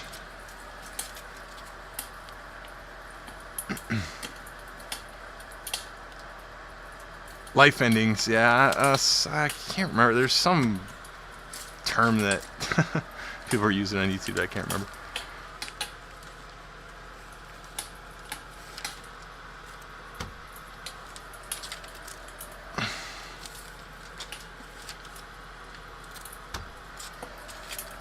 We're in Celsius. Oh yeah, yeah. Yeah, see, that's like I'm fully in the metric system when it comes to units of measurement. Other than driving and miles per hour and temperature. I don't understand kilometers per hour speed-wise in my head, even though I drove quite a bit and stationed in Germany. Spent 5 years driving over there, I guess.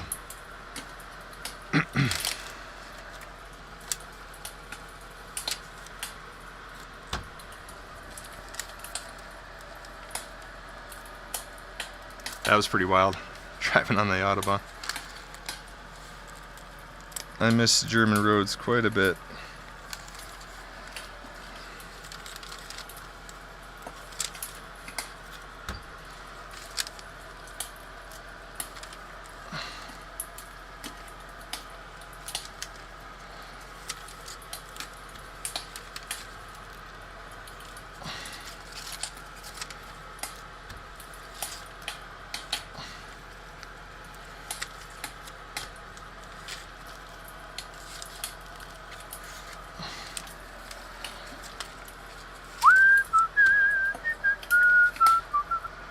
And body weight in Scotland, we use stones.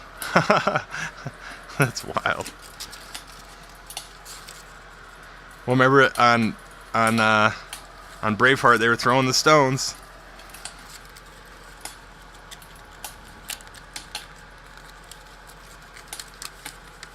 What's the stone approximately in pounds?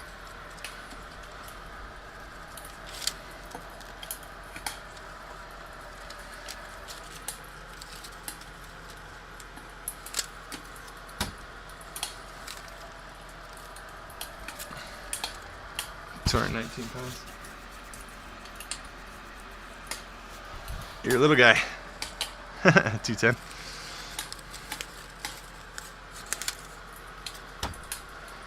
I've been 210 pounds since I was 12. Probably not even then. Oh no, 210 pounds. Sorry. No, I was thinking 110 for a second there. Yeah, that's about the same weight as me. I'm probably 205, 210 right now. Let's see. I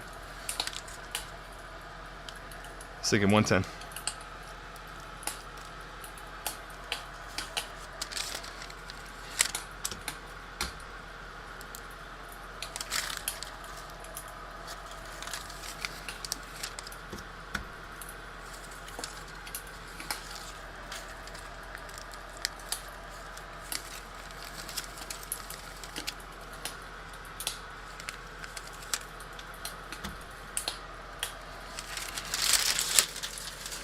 Alright, got our labels.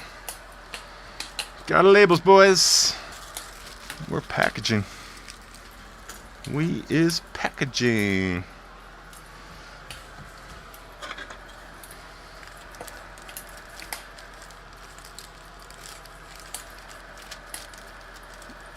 You don't use metric for construction? No. No, I wouldn't. You're right.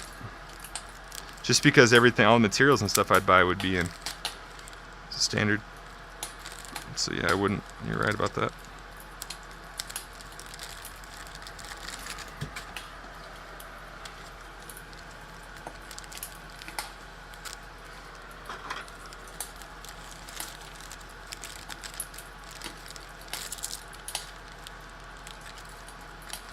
But, I mean, design-wise, as far as for printing, exclusively millimeters.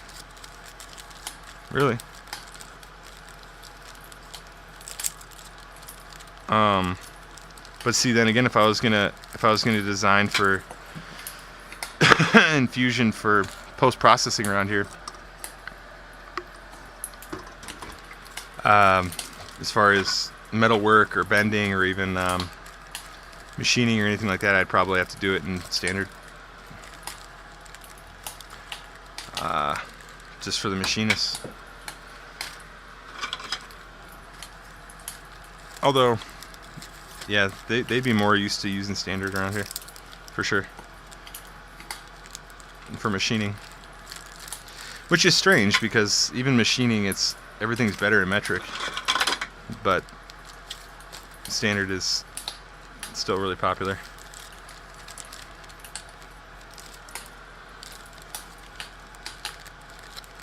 You guys have any machining backgrounds, you guys? Anybody in the chat? Somebody said they were, can't remember who it was, said they were electronics repair. That's pretty cool.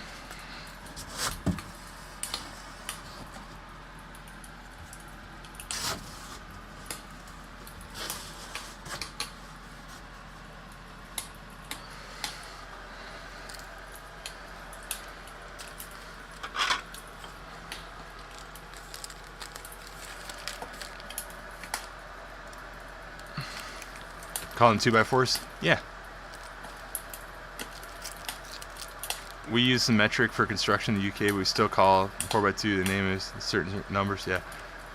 They call 4x2. Even that's backwards. Yeah, 2x, if it was machine, yeah. And that's nominal too. It's not even 2 inch by 4 inch. That'll trip you out. Probably you Europeans think that's actually 2 inches. It's not. It's like an inch and 5/8 or something. Isn't that weird? We not only do we have weird dimensions, we use nominal dimensions on a lot of our materials.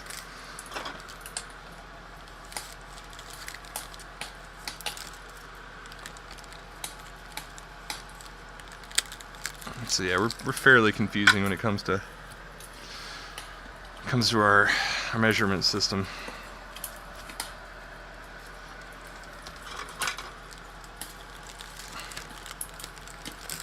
Although I'll say like naming conventions and stuff in Germany and all that is really funny for construction stuff or whatever. You know, I think it's weird.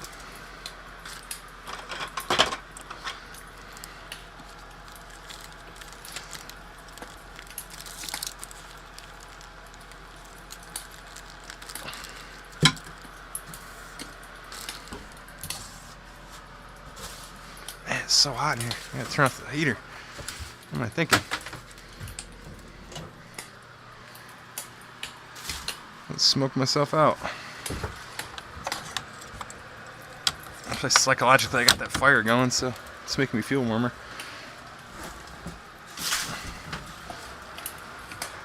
Your dates are backwards. Yeah. Yes. How do you say the dates?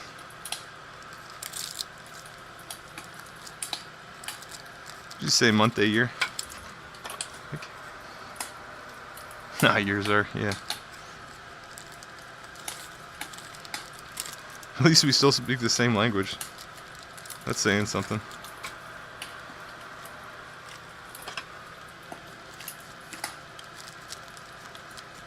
Do you have any problem understanding American accents, Travis? Like Deep South accent, or I'm assuming you don't have a problem here understanding mine.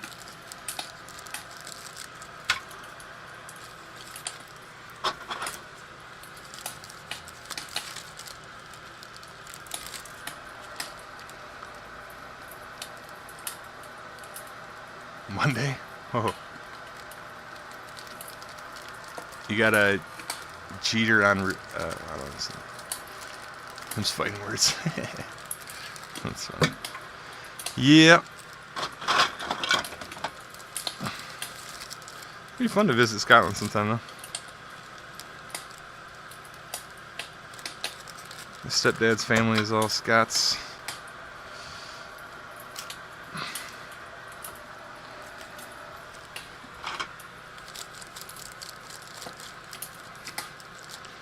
That's the thing, you'll have some pretty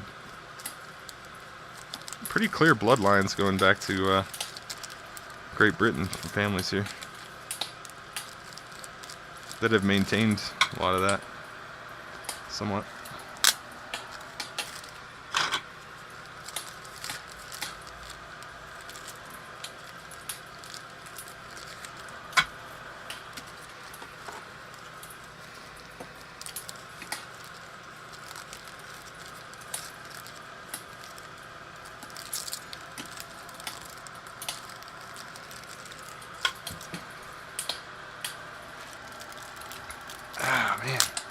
Got some new bags in there and not holding up well. They're sticking to one another. Remember that from the supplier. Don't like that. Bochits.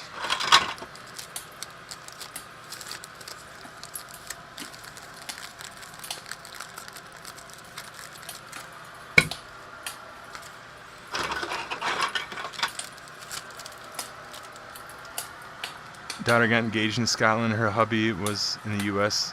Was a U.S. sub at the time. Oh, that's cool. People make jokes about us robbing you for your wallet, then say please and thank you. Wait. My city, Glasgow, is apparently the most welcoming, friendliest place in the UK, but at the same time, there's been highest rates. Oh, okay. Oh, that's kind of, well, at least, yeah. I mean, as long as they say thank you. Remember, I was mugged at the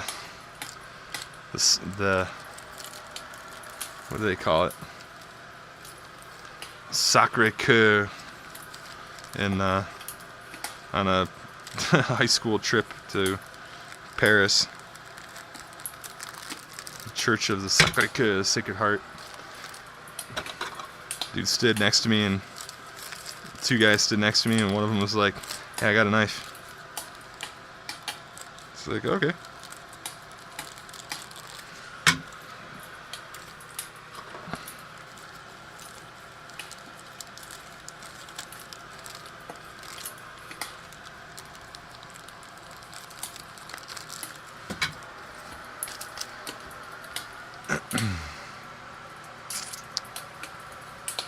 Ich kann Deutsch sprechen. Yeah, I know German speaking. That's what you said. Ich kann sprechen Deutsch auch. Ich auch sprechen. Ein bisschen. Mein Deutsch ist schlecht. Richtig schlecht. Ich vergessen alles.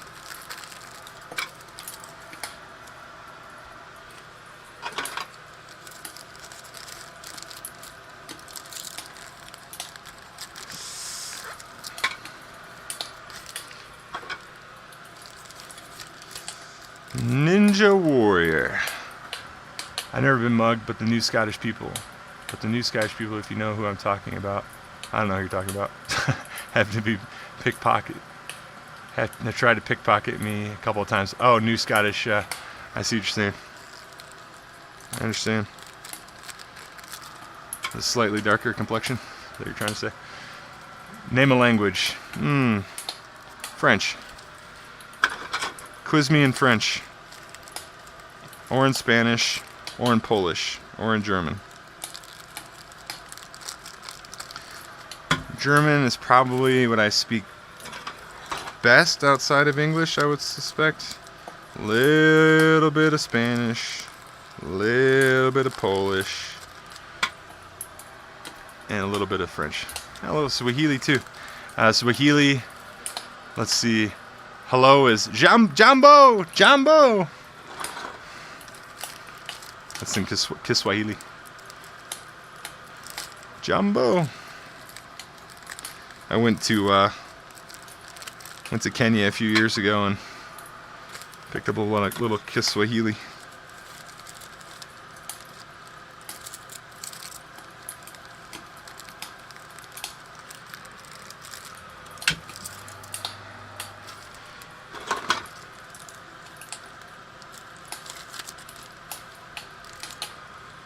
You guys want to see some videos of the Kenya trip?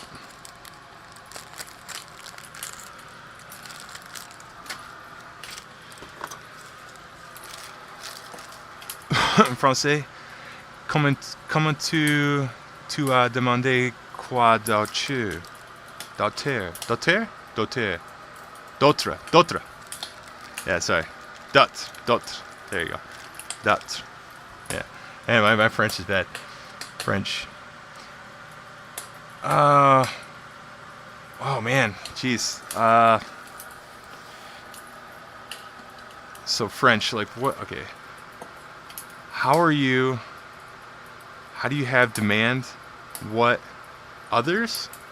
No, it's not demand. Demande is hold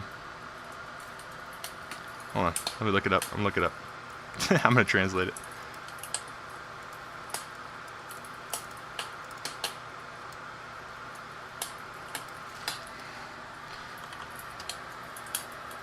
God, keep giving me some other languages.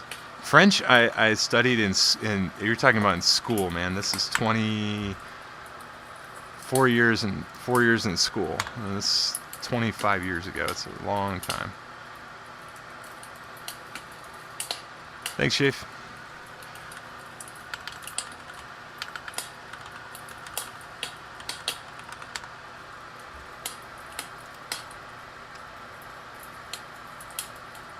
Yeah, there was a French guy in my church. He was actually from Ivory Coast or something like that. Or, I can't remember exactly what French-speaking African country, but I said something. He started to respond. I'm like, nope. Nope. That's way over my head, man. Hold on. French.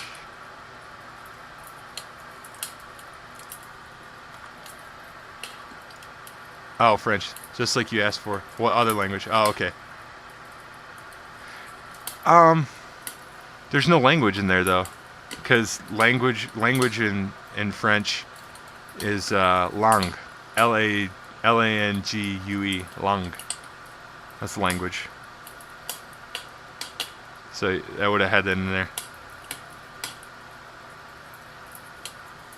But keep going. Keep asking questions.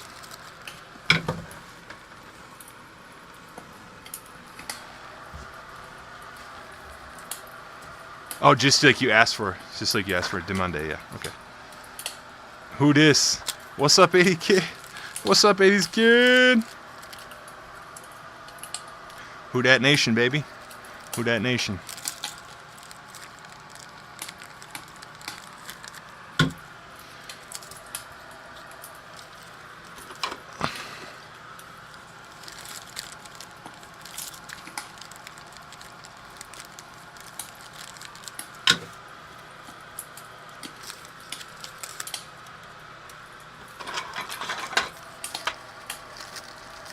Name any language, I'll type it in.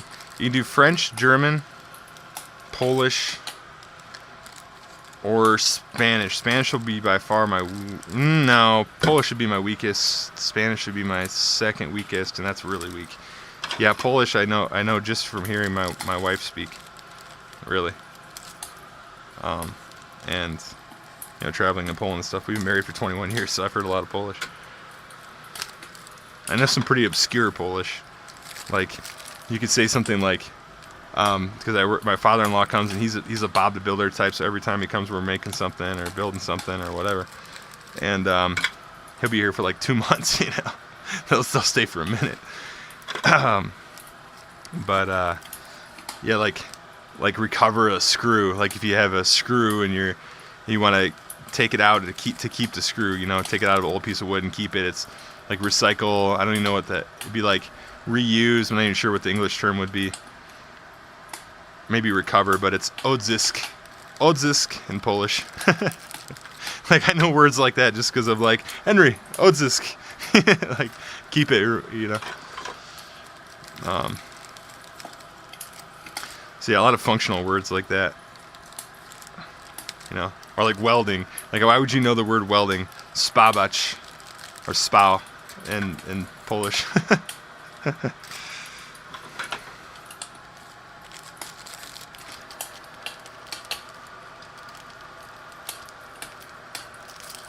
Google Translate Ninja. He said no.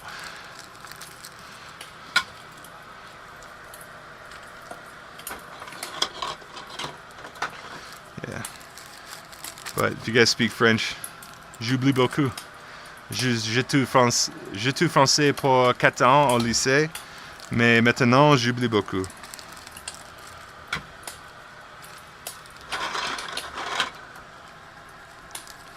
And in German, that would be how do you say study? I forgot. I forgot how to say study. It'd come to me. Studiert, maybe? Let me look.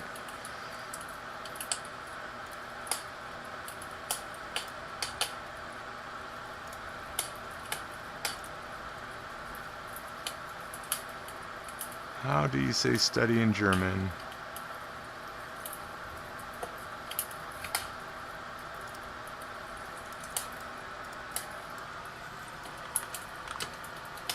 Studi. Okay. Close enough. So it's a German word. That's why English is a Germanic language. There's a lot of cognates. There's a lot of words that are very similar sounding, and especially in writing. You can tell it in writing a lot easier than speaking. And same with, like if you go, and then you go to like a Dutch. A Dutch would be a lot closer to a German and English mix a lot of times. But like Old English.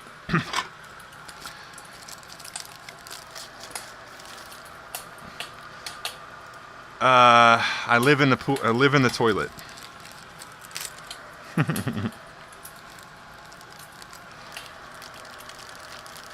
Or it's like I habitate a toilet, but I live in a toilet. I believe that's what it means. Tu prends tu as le problème avec ton I say stomach. I say you have stomach problems.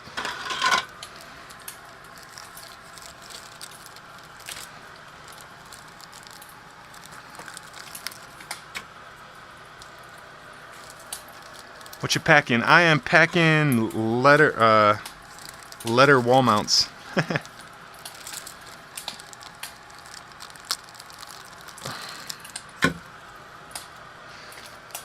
can show you.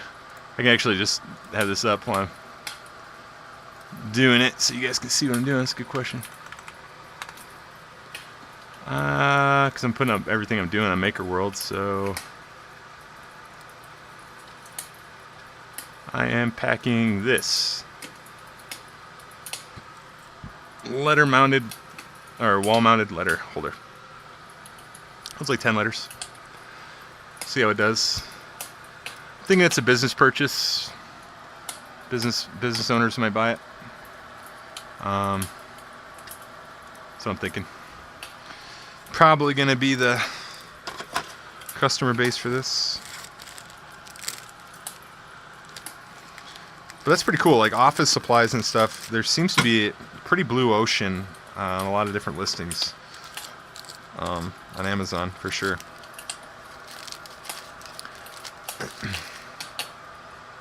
Not gonna lie, that fire threw me for a moment. What's up, two wet nouns? I almost feel like I shouldn't say your name live on stream, but I appreciate it. What you packing? Yeah, I already answered that. Hello, too wet.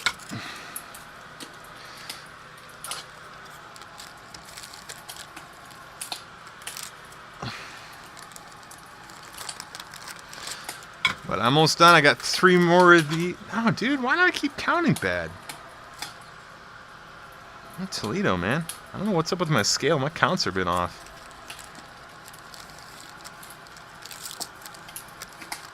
I have to recalibrate it or something. I'm not sure. I don't like that one bit.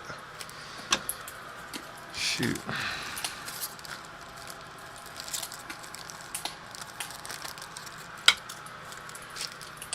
Three short. Okay.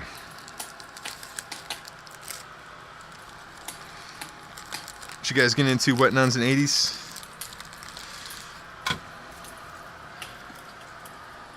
You guys want to do some trivia, some movie trivia?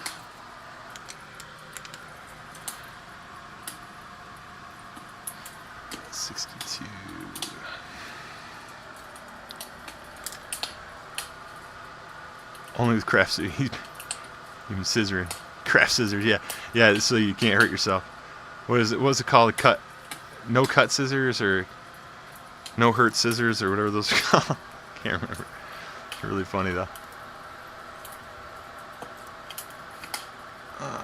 Let's print up a few more of these.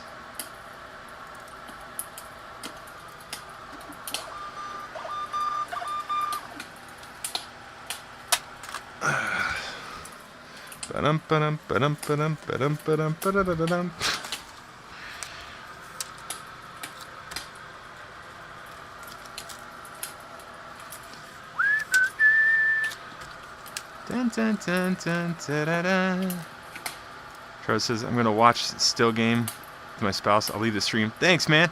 La Ordinateur, your computer. Nice. If you watch Still Game, I'll have to check that out. Watch Far and Away. It was decent.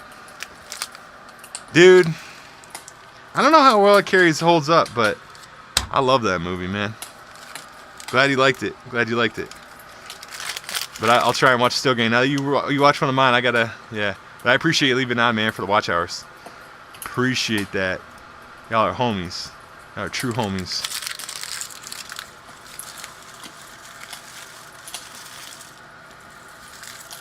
Wow, watch Far and Away, my movie recommendation.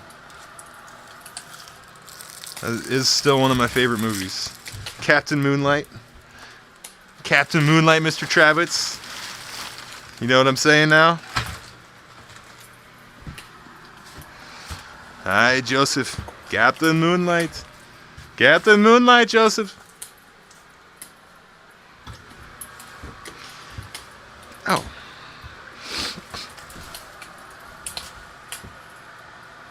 Snail dies. Snail does. Okay. Do snails use a space mount? He does. He does use a space mount. Boom. I use the mini one. Don't get the big one. Waste of money. Little one is perfect. It's great. There's builds of them though now. I've seen quite a few builds of them. So I mean, if you don't want to burn the money, you could build one. Little ESP32 builds and stuff. What's his name built one? Maker's Muse? Maker's Muse, I believe, built one. Kind of cool one, a chunky boy.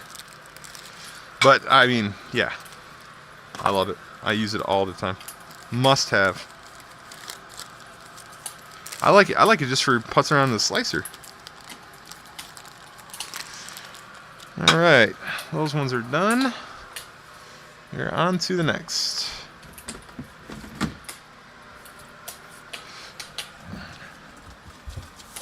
Still be able to fit this. Yeah. Plenty of space. Plenty of space. I figured out that you can send multiple SKUs in one box to Amazon. Mixed up. Sweet, man. Alright. Let's measure these. Now this is a holder for the Nimbot. I don't even know if I can do this one yet because I don't think I put it on Amazon. Matter of fact. So we're not doing that one yet.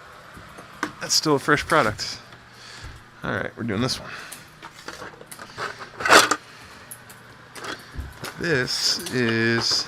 See, like I made a parametric design and I just made a few different ones. Like this is almost the same exact shape, but I put the skew on the back here. So yeah, this looks similar to the letter holder, but it's not. Phase 10 game holder.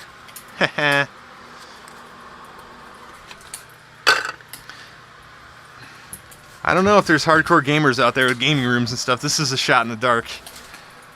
So, but I know people are really big into to storing games and stuff. Phase 10 is one of the most popular games. So I'll be interested to see what pops off. It might sell like zero. I'm really not sure. But if it does, it'd be a cool category. So that's why I'm exploring it.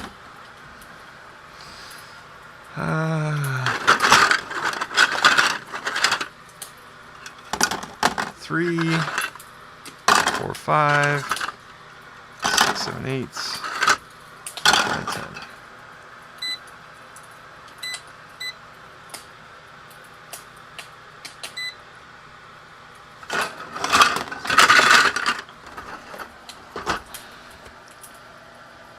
What?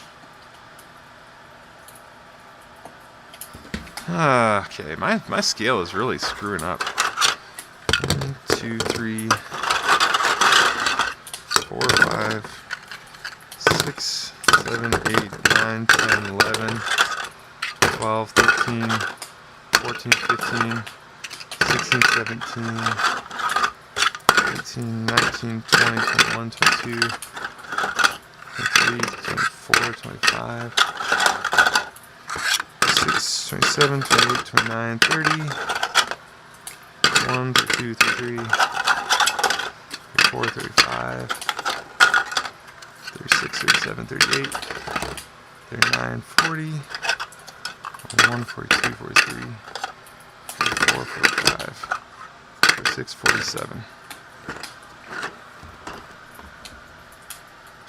Man, what the heck is going on with this thing?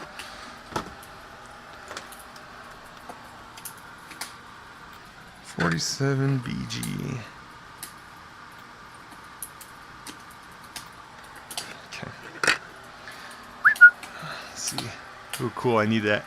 Does it fit pegboard or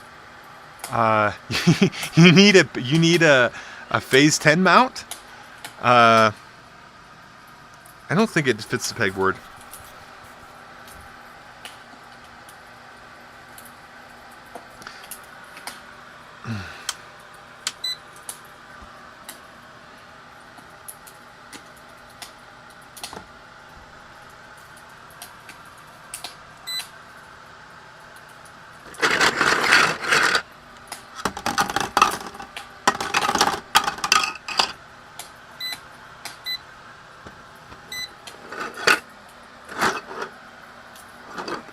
It really should. Oh yeah, now it's working. Okay, 47. Good. Good.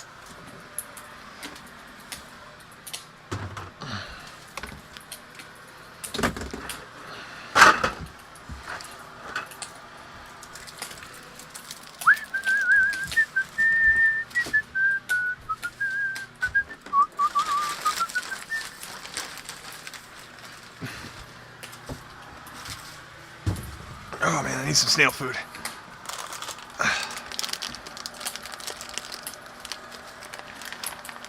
Oh, the Nimbot one. Yeah, it's super cool. I'll send you a file if you need it.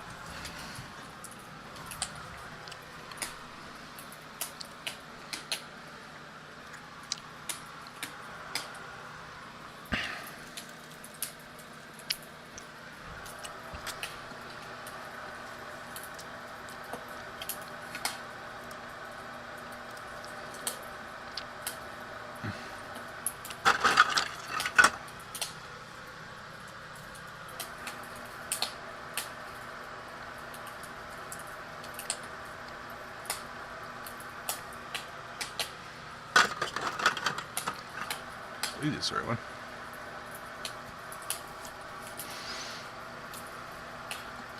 Yeah, that's it.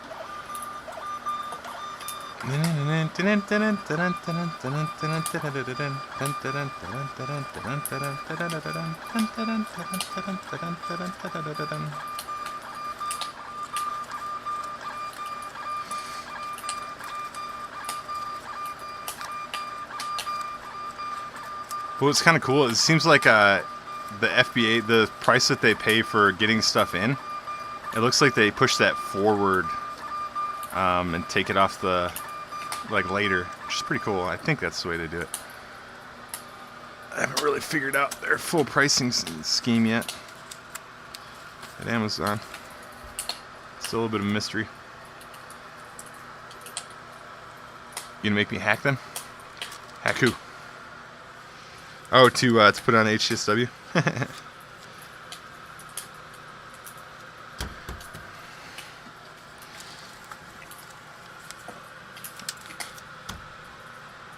Yeah, I could have had that on there, the 1 inch on center.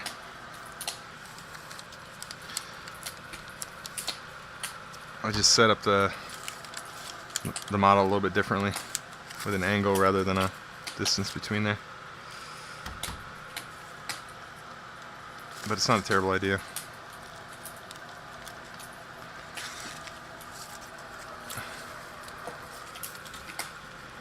You got an Nimbot?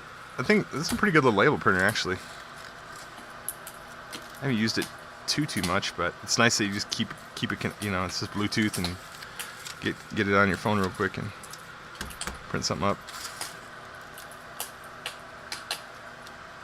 I could see using that a lot more if I worked in like the IT industry and I was labeling wires. That would make a lot of sense.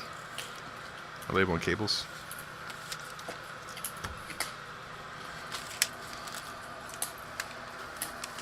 Did you see Gene Hackman, his wife and dog were found dead in the home? What? In New Mexico? Was Gene Hackman was found dead? Wow. What was he into? Was he into a cartel or something? What shit happened with that?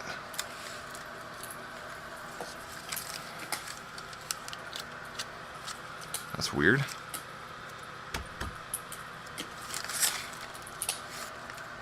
That's really weird.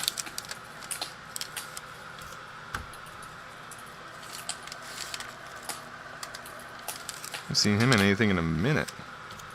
Great actor.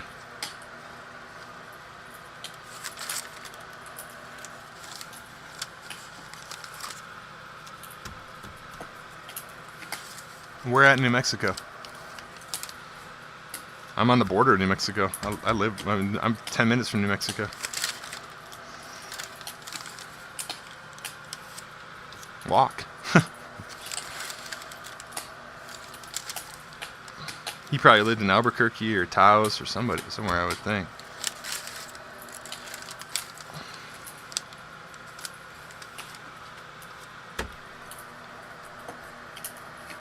Says this AM. Wow. Wow. That's wild, man. To be found dead too, murdered, you know. Jeez. And your dog. Shit.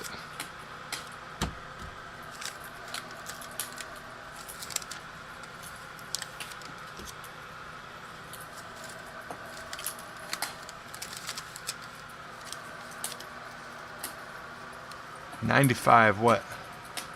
He was 95? Jeez.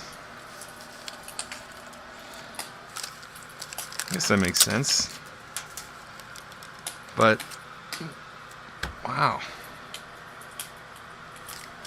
It's crazy.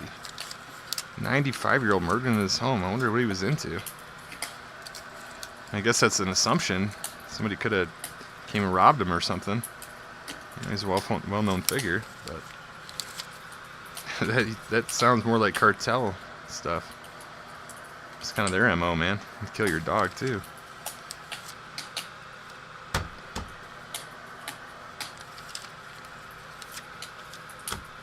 Just can't imagine why somebody like that would be involved in the cartels.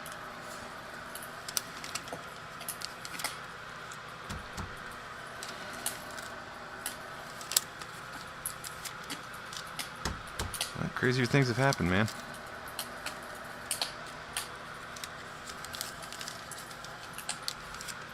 Now, if you ever watched the movie The Mule, you know that. He was in his 90s. And that took place in El Paso, actually. There's a lot of drugs running through this part of the world.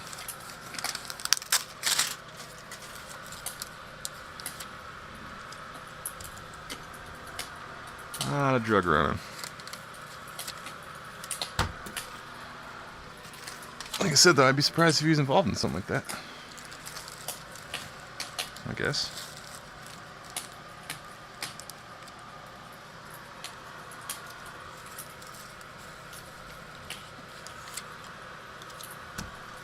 It's going to be a major investigation.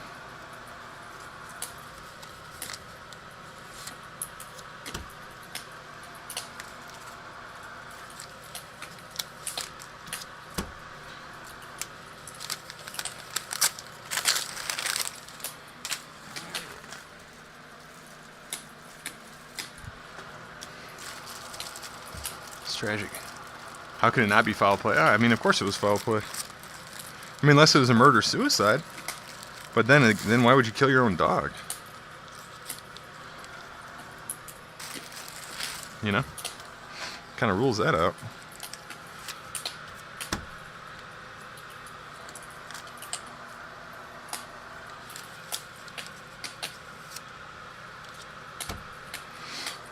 And I mean, a murder-suicide of a 95-year-old? I mean, okay.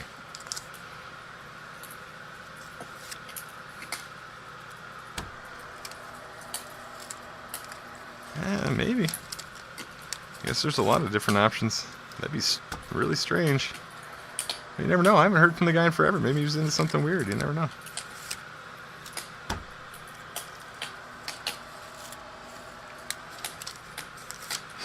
Not like we were boys. I should just put it that way. I haven't heard from him forever. Hackman. He owes me money. Yeah, no.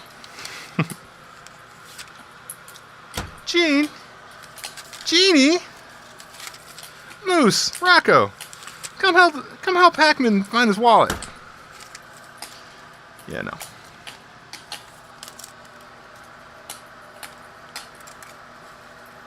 If they were sick, nah, that's true.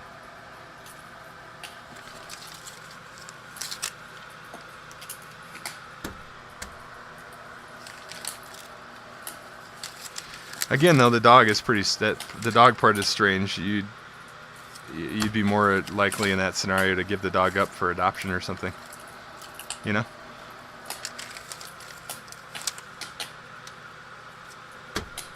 Like if that was the narrative that came out that it was a murder-suicide, I'd be dubious just on that, just from that alone.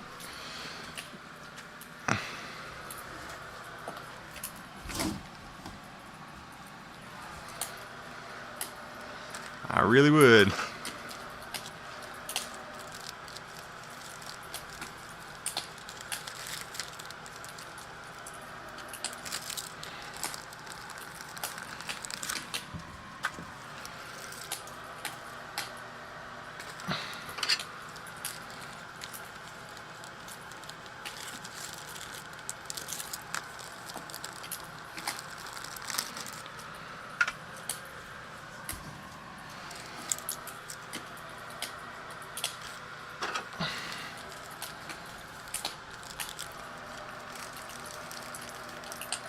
Is their family?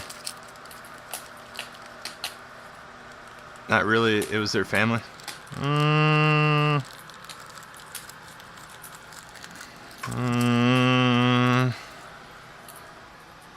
Okay. Maybe, man. You never know what people are, people are suffering through, man.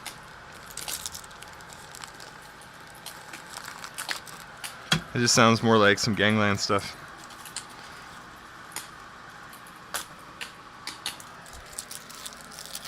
They still have to jump.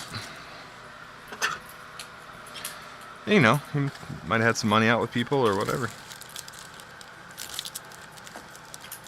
You just never know. I'm sure that'll come out. I'm sure that'll shake out. It's wild 95. Gosh darn. You'd think you would be beyond the age where stuff like that's gonna be a problem. Evidently not.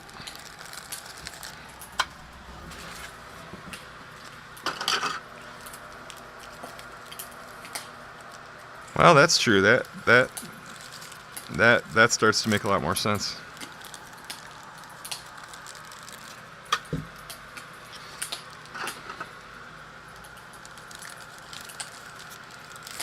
But a little bit more strange with a dog. Once again, dogs are usually barking and lower to the ground so that carbon monoxide isn't as likely to kill them.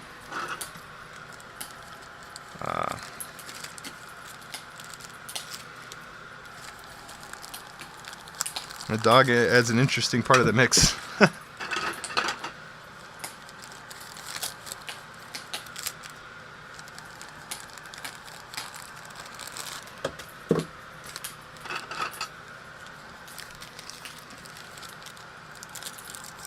really does, actually.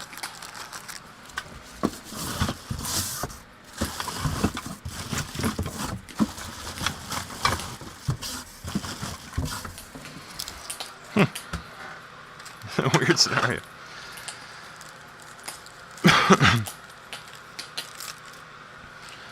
Or what was it, like a year ago now that I remember Matthew Perry died, and it's the same weird sort of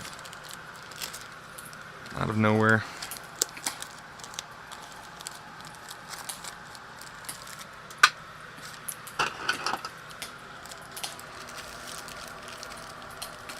No wonder they criminals say Scooby-Doo, yeah.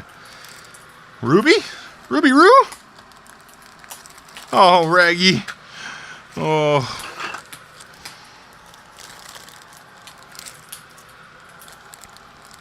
I get a Ruby's neck.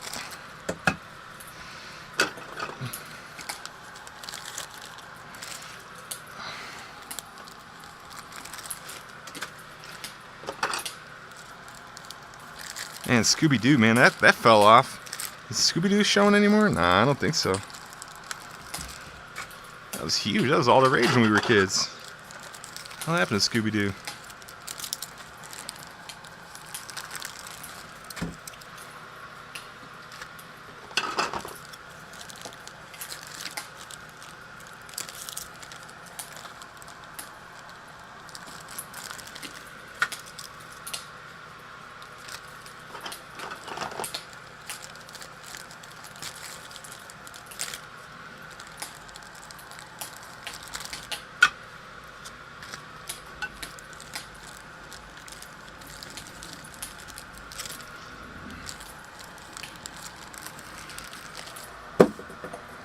Oh, Perry has an OD, yeah.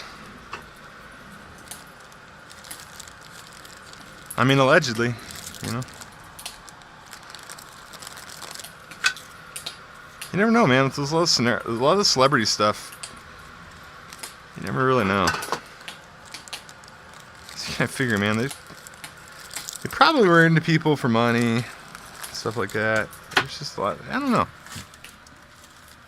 But then again, he had a history of addiction stuff, which, you know, makes sense. You just never know, though. That's all I'm saying.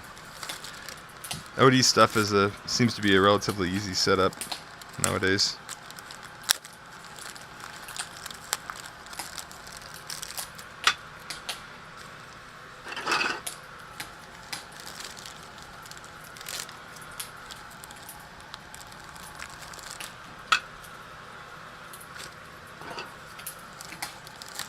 But I want to say his was on camera.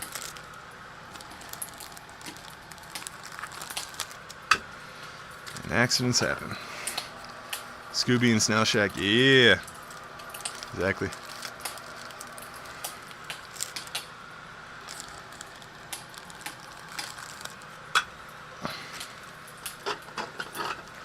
Scooby.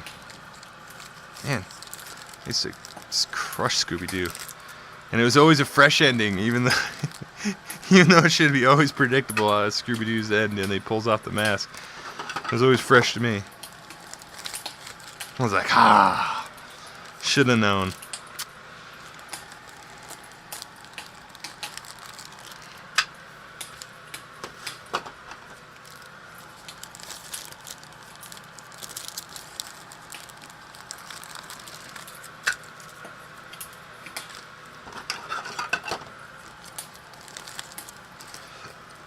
Almost done with these ones. Plowing right through this. This has basically become my job. Like, more or less, this is my new job.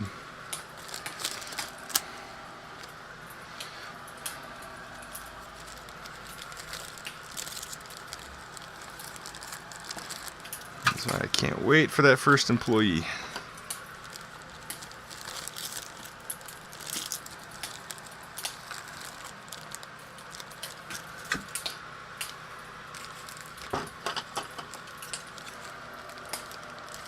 On a lighter note, have you had any thoughts about the off-brand carbon copy 3D printer?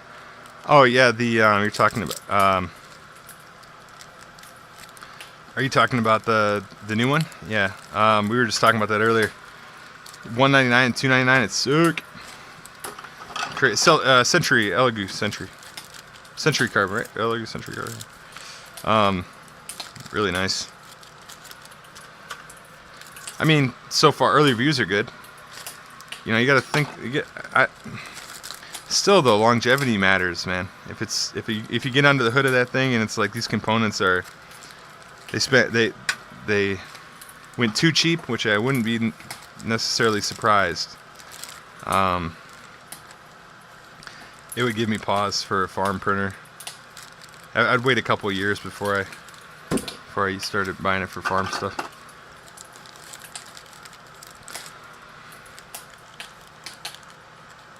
I mean, really, too, because I consider the aftermarket parts what those are going to look like. That's why I'm fairly convinced the farm is going to be A1s. Not A1 Mini, but A1 full. And that's largely just because I know that even long after these things are stopped being printed, there's enough of them in the wild where people are going to be making aftermarket parts for them. You know, because I'm thinking of 5-10 year horizons and trying to play that way when it comes to capital buys, you know. And for a capital expense, the difference between a $200 or a $300 a $200 printer because it's unenclosed and a $350 printer are essentially nothing. Go with one you like more.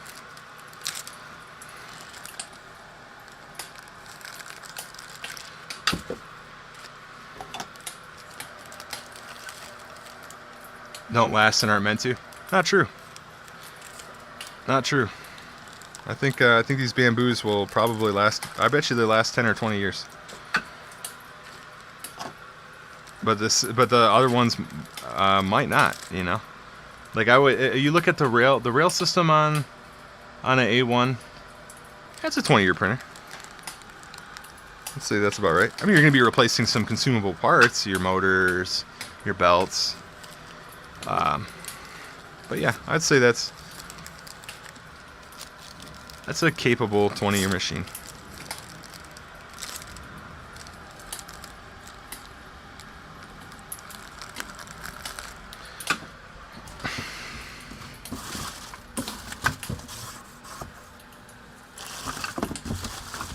I mean, if you take care of it, you're running it, you know. I'm talking about running 20 years, not sitting idle 20% of the time, you know, more than 50% of the time. I'm talking about running in a farm. Running. Yeah, sitting dry rotting, it'll a couple of years, it's done.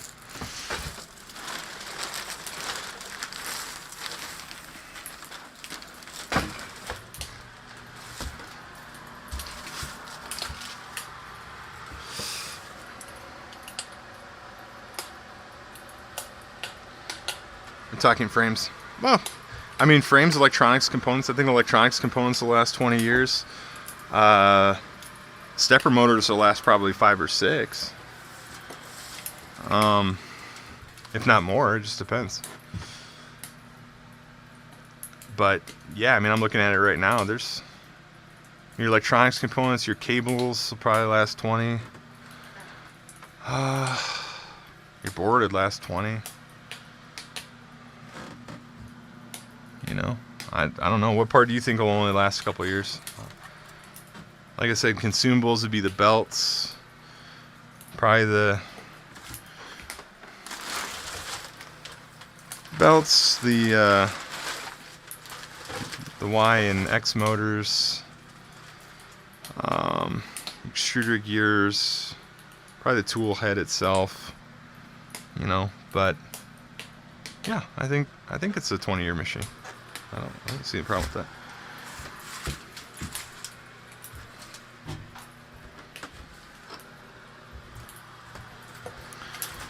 I mean, it kind of is about the frame, you know, like the rigidity of the frame says a lot about how they're building the printers, and it makes sense that they'd be building these for 15 or 20-year life cycles, because they're not counting on that.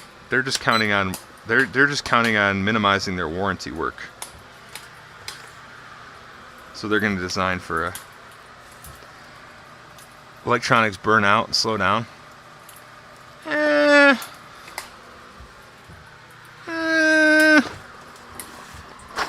Okay.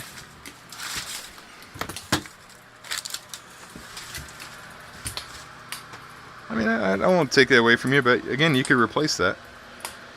It should be extremely cheap in 5 years. Basically, the first time you ever had a problem with a board or something, I'd probably, if I had 100 printers, I'd buy 20 boards. You know? I'd stock up on whatever ends up being a problem.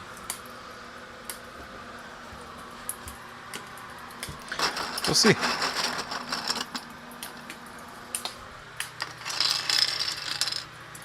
I think weren't you the electronics expert? 2, 3, 4, 5, 6, 7, 8, 9, 10.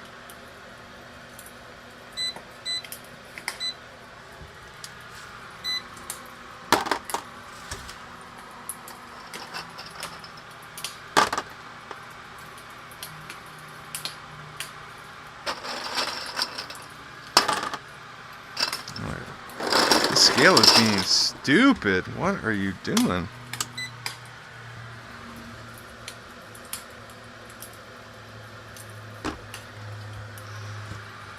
Tear.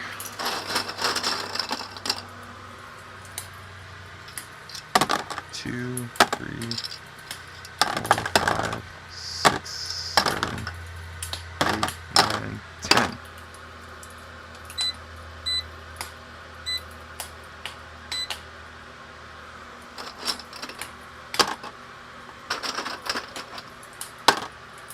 Okay.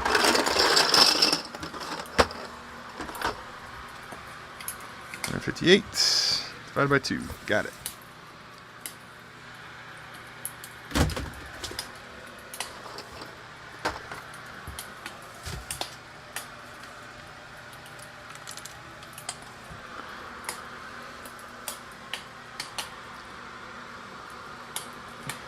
That's 158 divided by 2.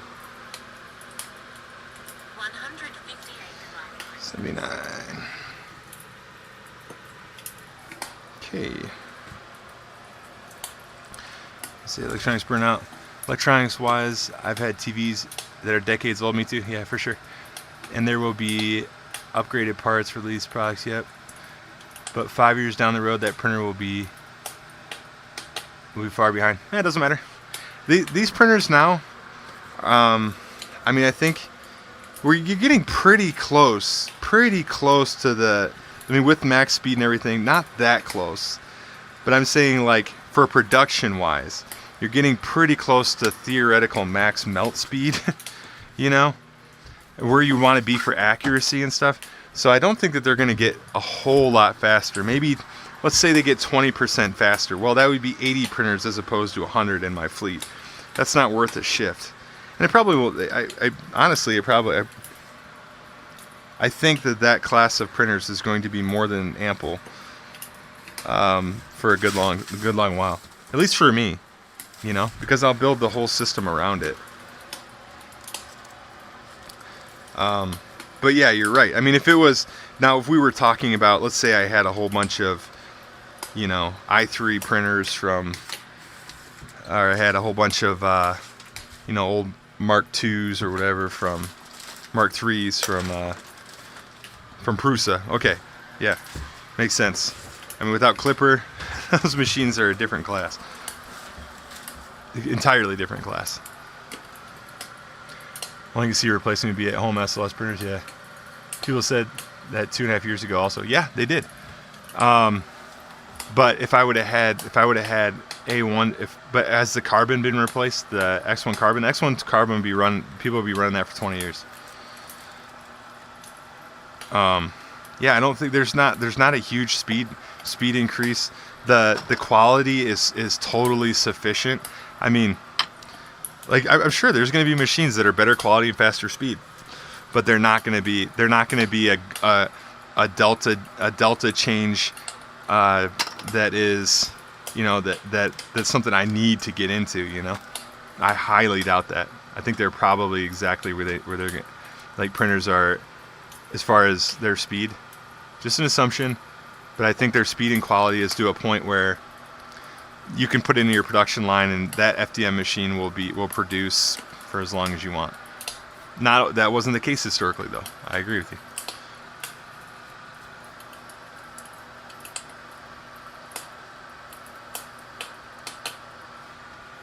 And it's a matter of if somebody wants to change out their fleet more than that, shit, go nuts. But why would you want to? If you're computer, see, because your guys get used to, and two, the reason you have all the same machines in the fleet is people will know it like the back of their hand. I mean, we'll know all the tips and tricks. We'll know, you know, how to diagnose and troubleshoot like crazy. I mean, we'll be able to write that wiki in a couple of years. That's what you want when it comes to machine. To have multiple different kinds of machines, forget about it. It's stupid to have multiple machines in there. Dumb. Bad idea. I mean, you can do it. You can get away with it. But, man, it's just going to make your life so much worse. Because, like I said, it's not about me maintaining it. It's about training somebody to be able to maintain this. Long haul. and set up a Kanban system for supply parts. And, you know, all that.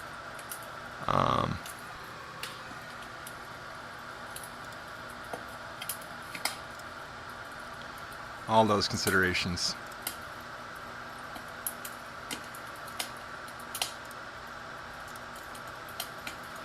All right, these are yarn dispensers, or your wall yarn holders, and 2-pack.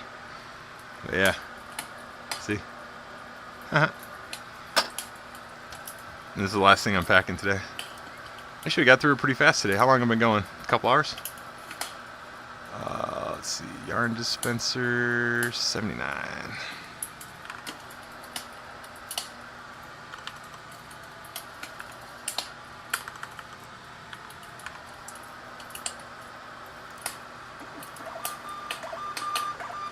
Yeah, well, that's why I'm saying I'll probably stick with the A1, and I think it would be the one to stick with, is because the replacement cost will be the cheapest, just because of the volume. I mean, look, the A1 is going to sell. There's going to be 3 or 4 times as many A1s as that Centauri Carbon sold, for sure. At least 3 or 4 times, probably more like 10 times. So that level of glut in supply in the market is just going to equal people building aftermarket parts. Whereas for the Centauri Carbon in 10 years. Probably forget about it, man. You probably won't be able to find anything for it. It's gonna join the wash of other printers. It's not set itself apart, you know. Yeah, I wouldn't farm with it. Maybe in a couple of years when you see how many have been sold. But otherwise, yeah, I'm much more interested in either dedicated commercial equipment, which is fine, or highly sold personal equipment that I'm using for commercial purposes, because that way I still have that same life cycle expectation. Otherwise, man, yeah, like Prusa might be a good option, honestly, for farms, just because it's, you know, self-repairable in a lot of different ways. But even that is, I think that's kind of a farce, man. I wouldn't want Prusa machines just for the price alone. I think they're ridiculous. Man, that Core 1 price it grinds my gears. It really pisses me off. I mean, Prusa, I was like, I don't know what they're doing. You know, I feel like it's just really wrong to do that kind of thing. To even put that out in the market is honestly sad.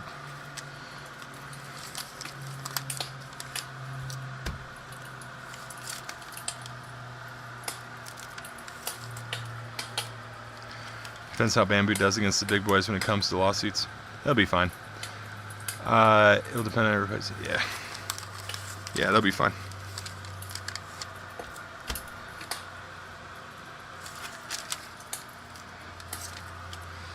Those big boys and their lawsuits, they ain't got nothing on them. Yeah, lawyer battles in the background. That's all it is. And they do that just to clout chase. I'm fairly positive on that. Like Stratasys and all them, they know they don't have anything. But they're sitting on so many patents. They've been patent trolling for so long that, you know, maybe not patent trolling, but basically they pretty much are. Yeah. They've been strong arming with patents for so long that they don't know what to do without their IP inventory, and that's not gonna last forever, man. You know, all that IP is dying.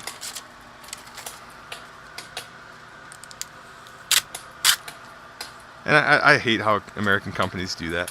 You know, I get it in a way because they're spending a lot in R&D, but then again, nah. Patent laws in this country are broken.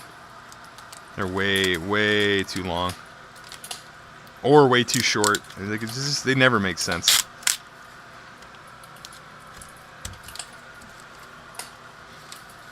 And you pretty much have to be a company the size of Stratasys to ever be able to wield it in a meaningful way.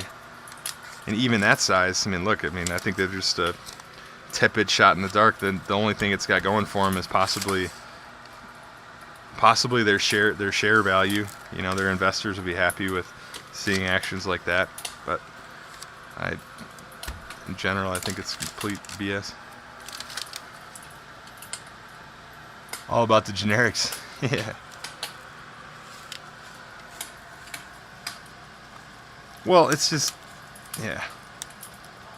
It's not that, but people are really iterating and innovating on this stuff. It's not like they didn't do that much work, Stratasys, as far as their innovation. I mean, they've done some. They've got an engineering team, you know, but on the whole, they're a drop in the ocean as far as the engineering that's been done in 3D printing. So just to be able to sit and patent troll like heated beds, it's like, screw you, man. Get out of here. And I hear that noise. How about a griddle beat you to it? You know, in a heated bed, please. It's just ridiculous. Well, lawyer's got a lawyer, man.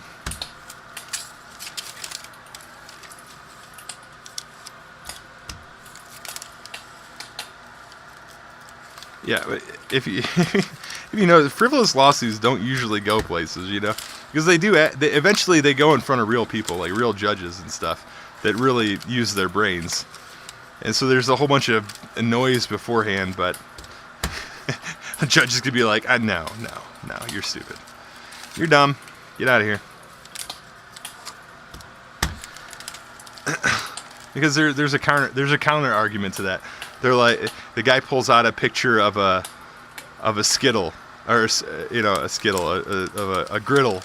You know, it's like, this has been used since 1935 when it was invented. You know, that was our impetus for whatever. Because you remember that the onus is on Stratasys to show that they stole it from them. You know. Yeah. Good luck with that. Are any of you guys invested in Stratasys? I was in NMB for a bit. They were printing PCB, and I realized that I can probably do the same thing at home. Nice. 3D printed PCB, so you have electronics components with the walls, within the walls of the 3D print. That's cool.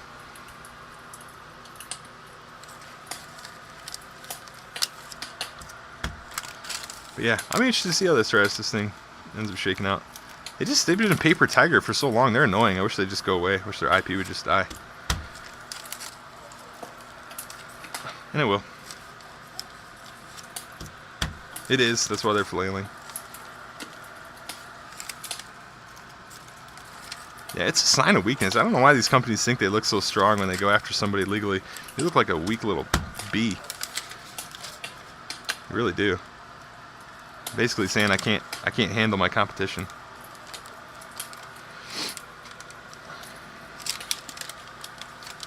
Like if I was an investor in Stratasys, I'd pull out. At first they did some legal battle like that. I'm like, you guys are dying, man. You got time to do this? You don't have time to. You're not putting your focus into things that matter. This is how you spend your time. I'm out.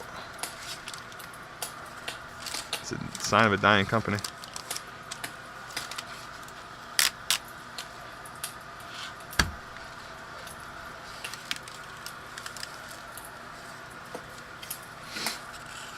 I wonder how they got big originally. What was Stratasys into? They have big defense contracts and stuff? Probably did. In fact, I know they did. I worked with some Stratasys contractors at one point.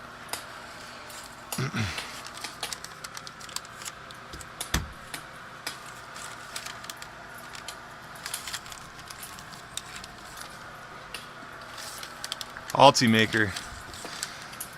Oh, yeah. Even worse.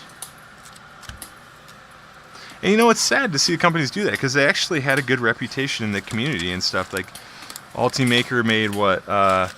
Didn't they make MakerBot or something? The website? Is that an Altimator maker? But, is it MakerBot? It's called? Anyway, they've done good things in the market, and then they turn around and do stuff like that, and it's like, well, you guys suck. Screw you.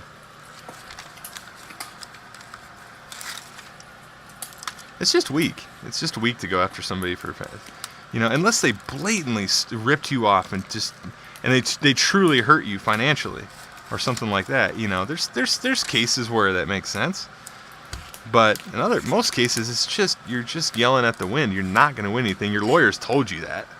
You know, the lawyers aren't like, ha, this one's in the bag. No, they're like, okay, you're going to lose. Do you want to use this for PR reasons? Yes. Okay. You know. Which they won't say because you can't file a frivolous lawsuit. But they do.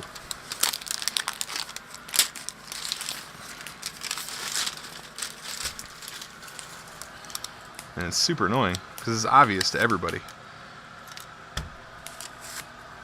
And especially Bamboo Lab. I mean, they can just be like, okay, well, no, or respond, you know, with their own lawyers teams, and they'll just go back and forth.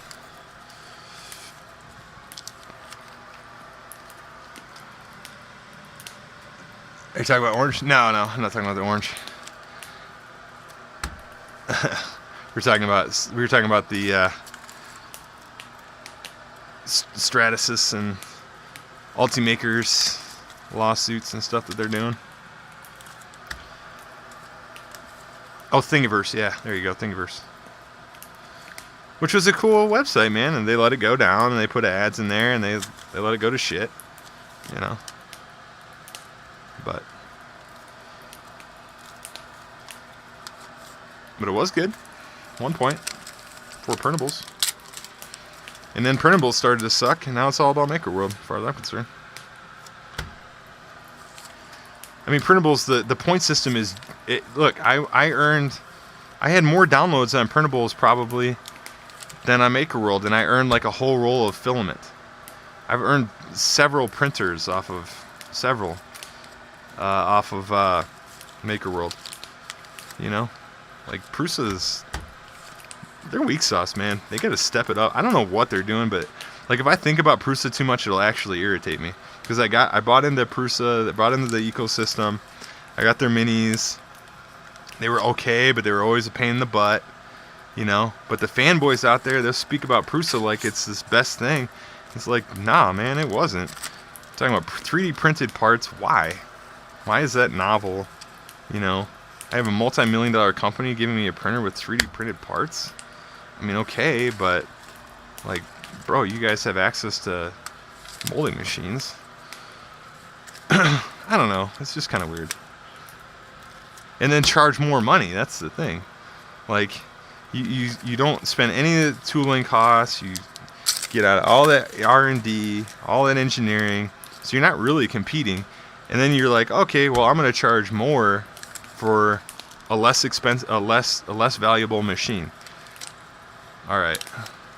And the only excuse that they can do that for is customer service right now. That's the only thing that they have going for them. Well, that's enough to piss me off, you know, in the market. It just is. Like, you know, and they'll play the things like, I don't, like they'll play like, well, it's not China, it's European made. Screw you. Those people in China need jobs too, and they're better workers. You know what I'm saying? Like that's the bottom line. People that talk about Chinese jobs, like, man, you go inside a Chinese facility right now, they'll beat 95% of American shops, I'll tell you that. I mean, they're ISO 9000, and they are ready to go, man. They're loaded up. Their workers are better. They're better staffed. They're putting out more orders. They complain less. Shit, they're amazing. You know, so people got to stop talking about China like they're nothing. Because man, I'll tell you what, it's like Japan in the 80s. You know, before Honda came around and started making awesome cars, they were putting out crap. Well, China was like that once too, but now try and catch up, America. Ain't gonna happen. You're gonna try now. watch the quality of crap we put out versus China. It's gonna be way worse, dude.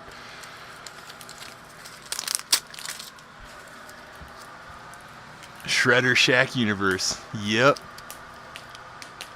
How long until we get Snail World? Right, dude, exactly. I know that meant the puffing up to act big.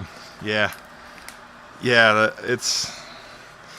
Dude, and then you look in like these Chinese factories, like these Chinese factory tours.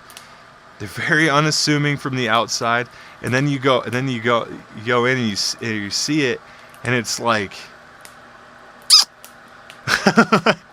it's so organized, Kanban everything. Man, dude, it's just they're really, really, really adept as manufacturers at this point. From plastics to fabrics from plastics to textiles to chemicals, fucking the whole thing. To metal, to refining to metal foundries, or steel foundry. I mean, you got everything there, man. I don't know how we're like all this talking about catching up stuff. I have no idea how we plan on doing that crap. That ain't gonna happen, not unless you got 30 years.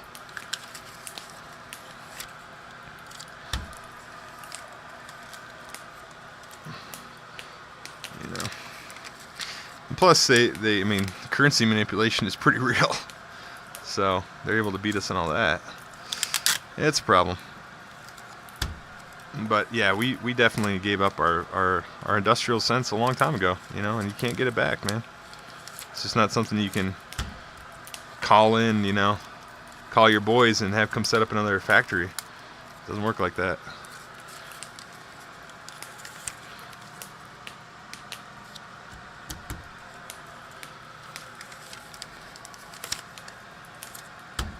I mean, it does, but not without an extreme amount of capital and time, planning time, development time.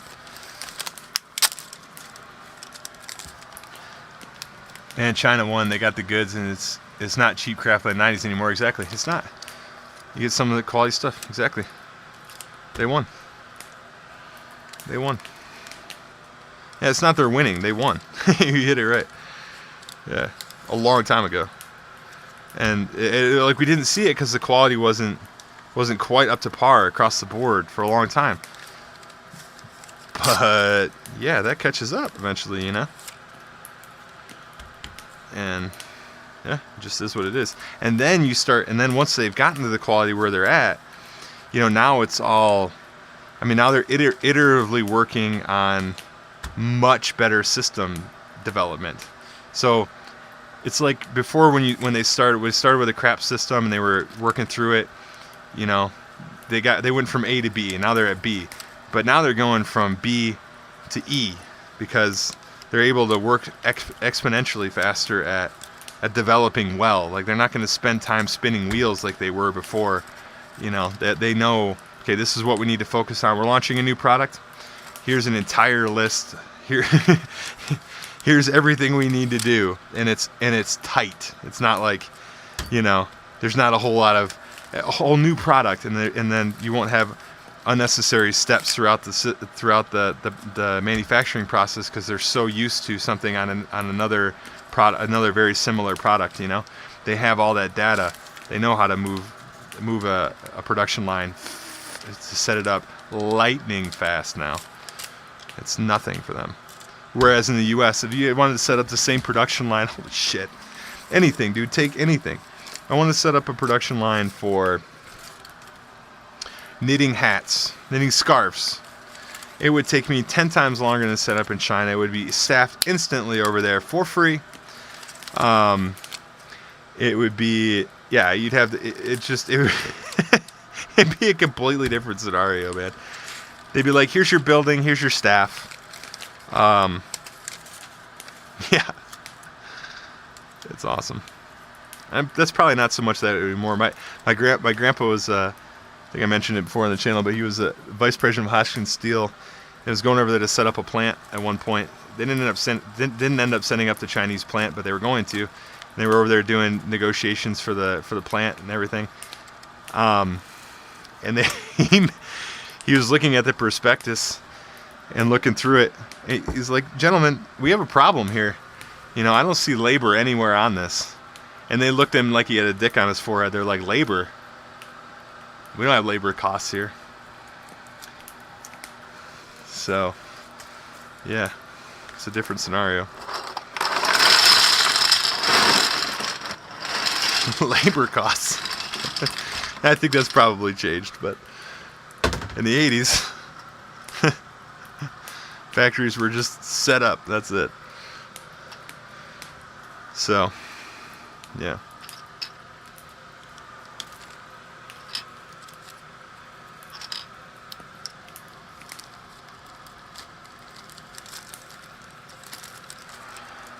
All right, last thing here. We are bagging the last thing. Get this out of here. Our last item. Yarn holders. Cool deal. They all fit in one box. Too sweet, man.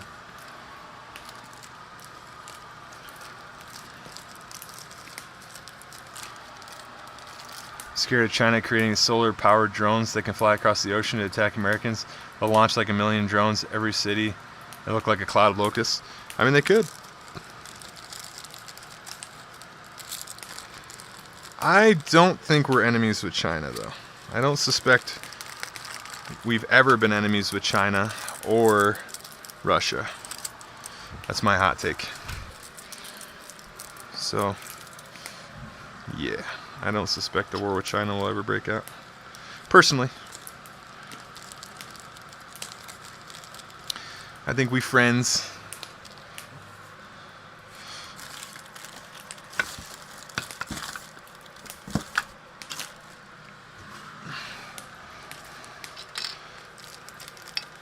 I suppose that's one of those things you can end up being real wrong about, but I don't think so.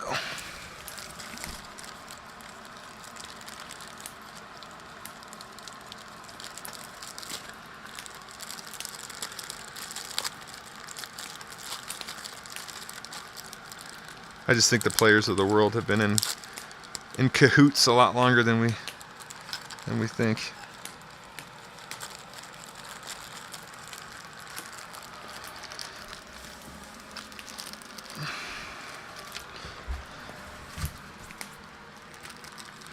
Think no or give credit for. Let's put it that way.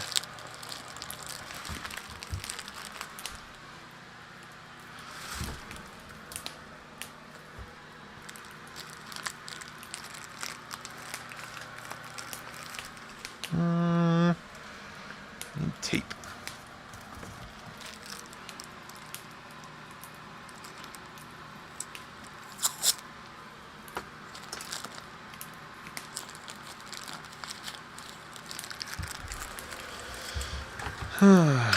We were not enemies during the space race Cold War. No.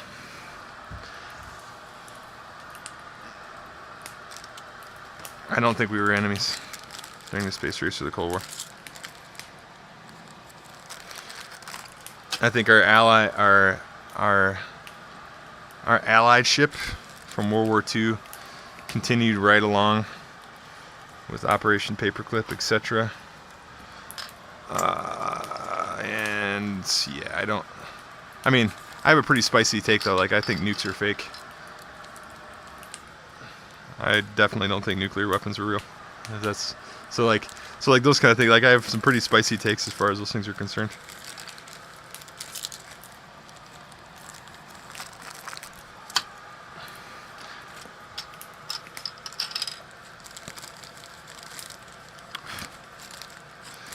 But I think there's a lot of reasons to control a populace, ultimately. A lot of levers to pull. A main lever that has always been there is called fear. Setting up scenarios where your populace is in fear is nothing new. Colluding on that is nothing new. These are old tricks, man. First solar-powered ocean covering drone killer. You should. That'd be cool. I mean, I think I know it's hard for solar-powered. It's hard to achieve a balance on to be able to run a fully solar-powered vehicle, especially an aerial vehicle. But it'd be even harder. To have a payload on it and still be solar powered. I mean, that would be. We're not there yet. That's for sure.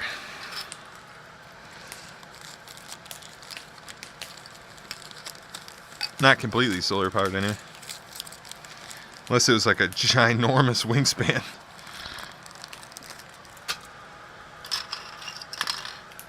Well, that would be cool. You hear about, I mean, yeah, like drone, or like really, I was hearing the other day about like drone warfare and how that'll pretty much reshape the whole battlefield, which makes sense. And you just won't want any soldiers on the front whatsoever. Like, it just won't happen anymore. That makes sense. I think we're probably at a point, just my guess. I think we've seen an end to war. We haven't seen an end to the rumors of war or anything like that. But I think we're probably in this weird sick state of peace that's actually going to be total destruction and soul rot. But I think war is over. Mass war, anyway. Probably. We're in a different place where your soul can just be killed, and that's all the enemy really wants. But yeah, the bread and circuses thing I just suspect that's what we're looking at, but you never know, man. There could be some other Saddams out there that we don't like that we got to go take care of, something like that. But I don't like means they're not Brotherhood players and aren't playing by the rules.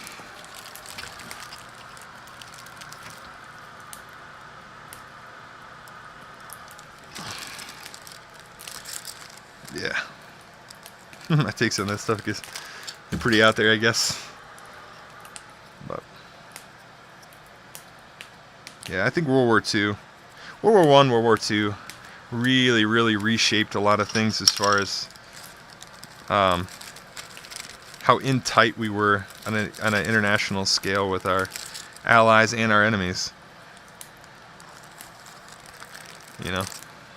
Something was real funny with that war. Let's put it that way. Something real funny in the back scenes with that war. And the reason and the why it was funny is the interesting part, why the collusion. But it was all written about.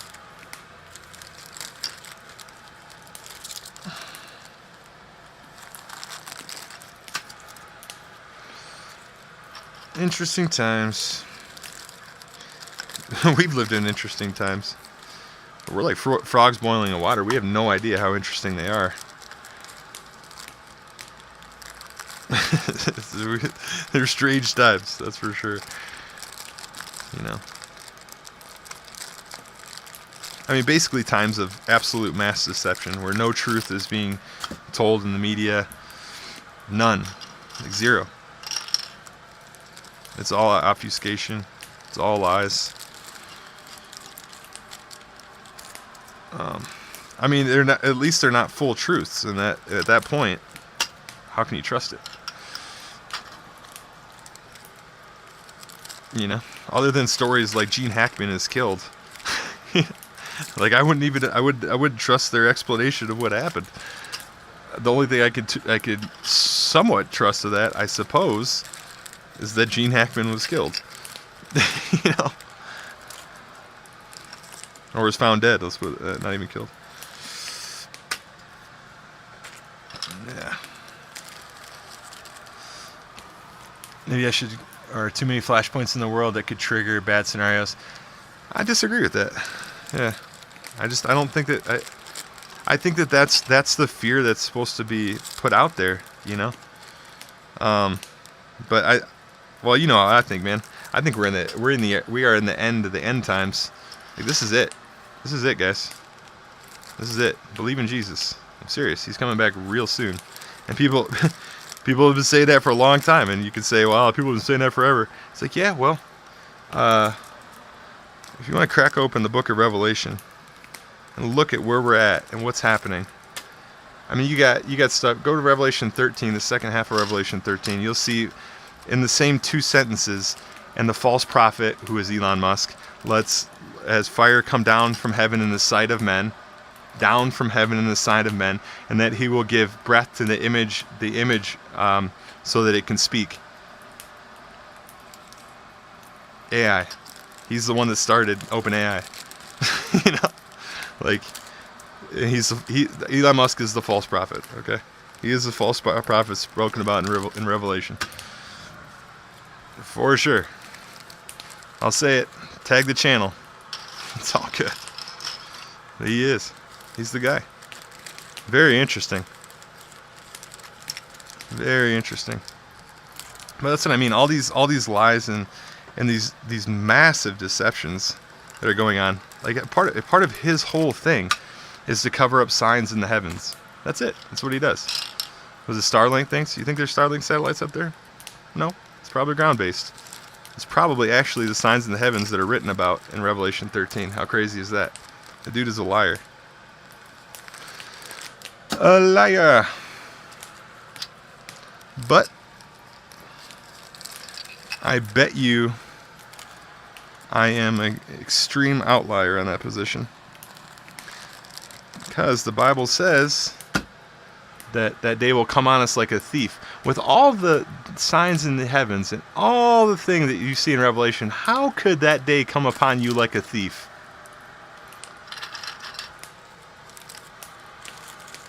Maybe they lie about what's up there and what's actually going on.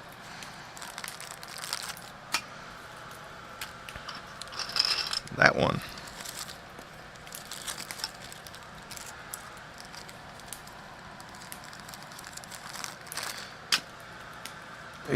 How am I looking in the chat? That was a spicy take. Super spicy. Nobody has that take. What we got? Schaefer said, too many flashpoints. Yep, too many flashpoints. A lot of flashpoints.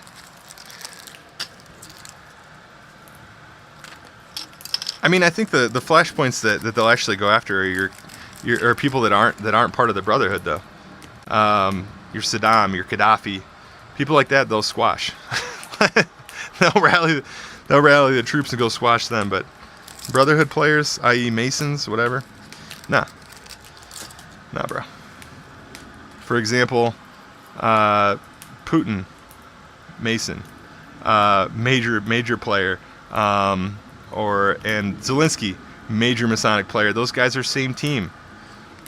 They're playing against each other on purpose. It's wag the dog. But holy crap, can you manipulate an entire world by doing that? You know? So effectively it is a real war. You know what I'm saying? It's wag the dog, it's not. But effectively it is, because it gets the whole world moving around doing everything like it is. So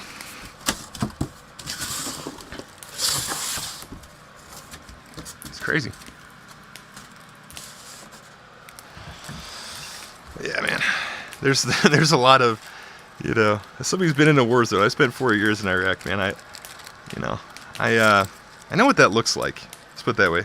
I know how people act. I know the mood. You know what? You see none of that in Ukraine. None of it.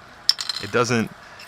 It's whatever's going on there is something weird. Okay, I have no idea. I don't pretend to know. All I know is, man, those people have been known to be scammers for a long time before this. Very well known. So, yep, for sure.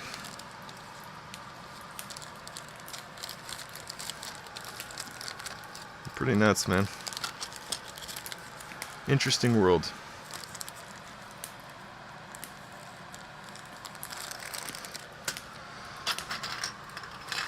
Did I lose the chat? Who I got in here?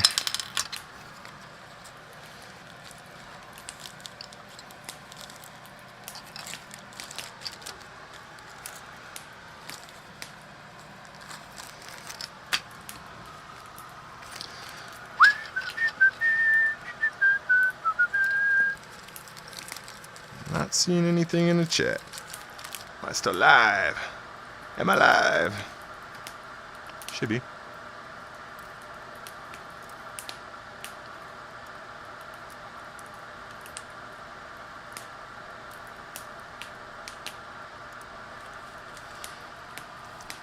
Yeah, I'm live. I'm live. You guys are just being quiet. I shut up the chat with my crazy. Yeah, the nice thing is, none of those things matter, dude. No conspiracy theory, none of that crap matters. It's all actually, it's quite demonic, man. Any conspiracy theory, that kind of stuff is very Gnostic. You know, it's very extra knowledge-y. very know this and ascend type thing. It's not cool. So I don't share that stuff. It just doesn't matter. It just doesn't matter. People argue, and it's like, who cares, bro? If you want to believe that we were enemies with Russia and we went to the moon and all this crap, whatever, believe what you want, dude. I ain't gonna stop you. I live in fear and whatever. I get it. I get it. I was there.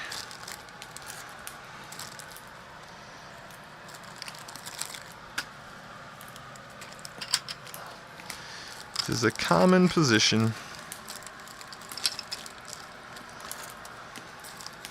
But yeah, to trust the news has been proven quite foolish, I must say. I don't know how they still... honestly, it's amazing that the news is still around if you think about it. It truly is. Like, it's amazing that any of them survive.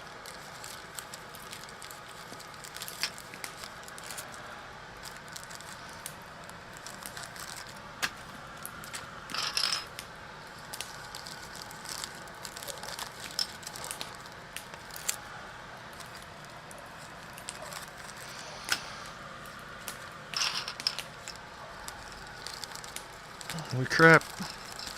We're almost done. Make it through this pile. Quick.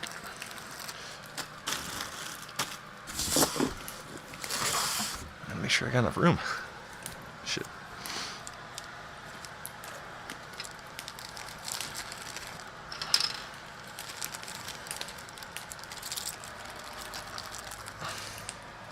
Choo-choo-choo. Choo-choo-choo. Yeah, things like Europeans, man. I think, like my wife, you know, being from Poland, like they were pretty clued on to the moon landings being bogus for the longest time, you know. Like, I mean, Travis, if you're still in here, are you guys clued into that? It seems like when I talk to Europeans, they're like, yeah, we knew that, duh. But Americans are still like totally, you know. And I get that. I mean, I get why. It's a big part of our, you know, our quote unquote history and all that. Makes sense. It's a big part of our national pride, if you will. For sure. But Europeans seem particularly clued into that for some reason. They're just like, oh yeah, we knew that. It's like, my wife told me that the other day. I was like, oh really? Okay. Alright. Maybe they just seen our BS play out on the world stage a time or two.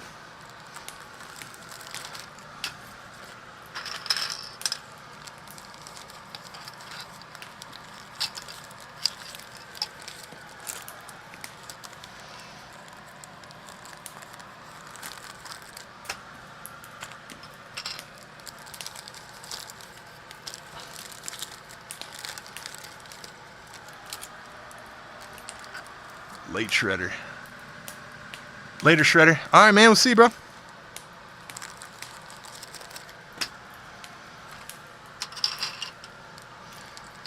We'll see ya. Shredder. That's funny.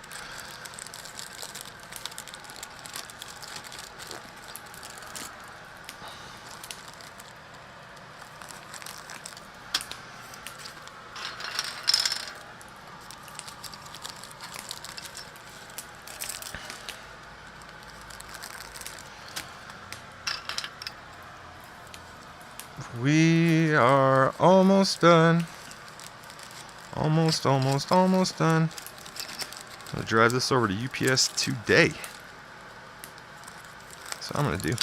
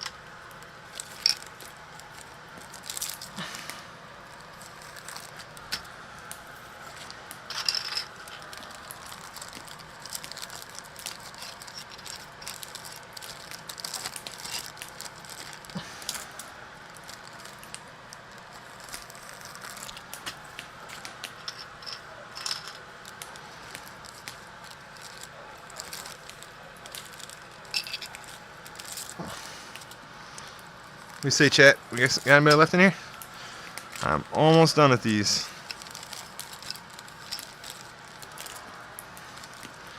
Do you have anybody left in the chat? Any lurkers? Any lurkers? Any takers?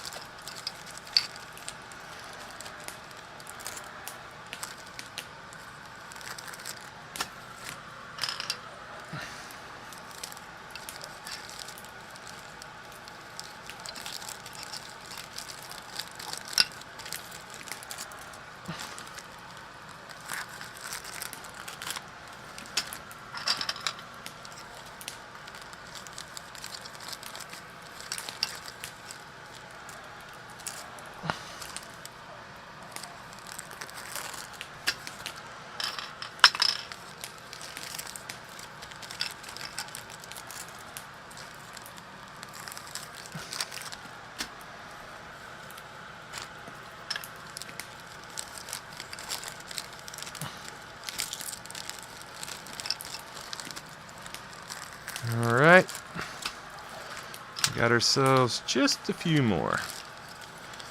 Anybody in chat? Anybody in chat? Let me know. LMK.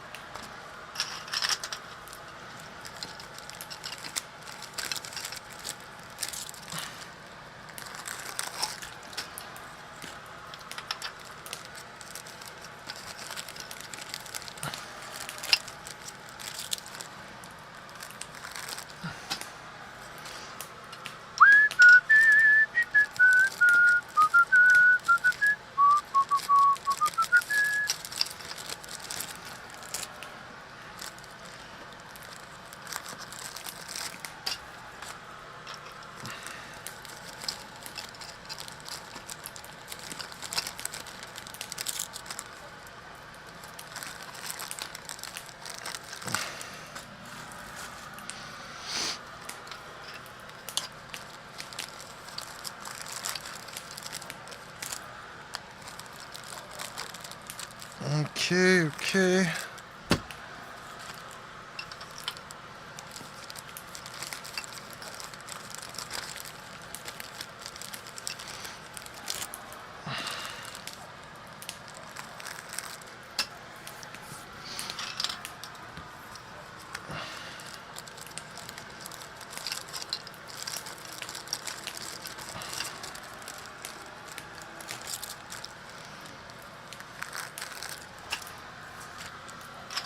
Three more sets.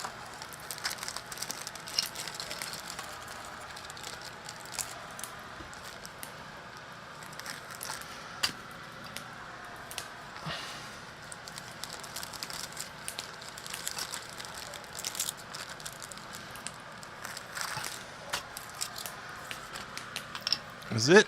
Last one.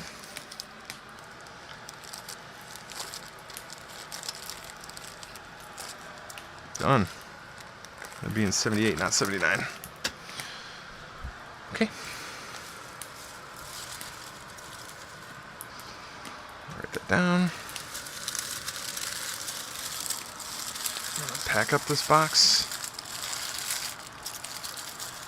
so I can say I did the whole thing during a live stream. See how long that takes?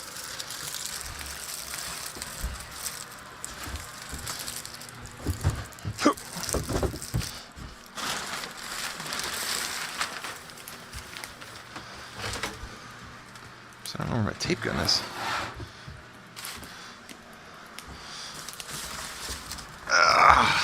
Kill. There it is back there.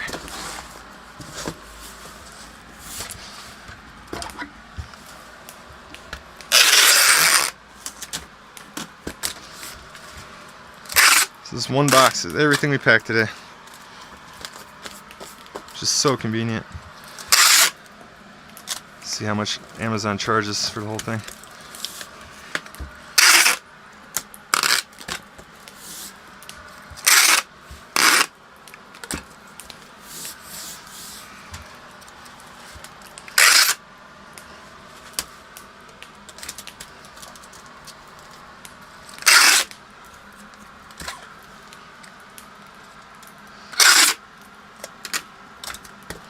Okay.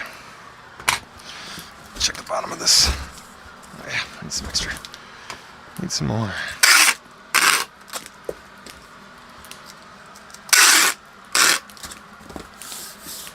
Okay. Scale. How many pounds? How many pounds of gear?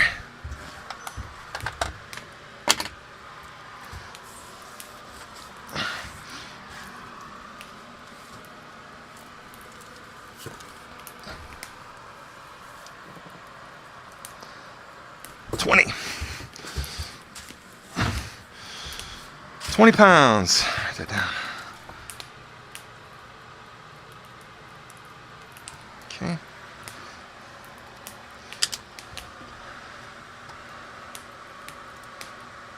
Amazon.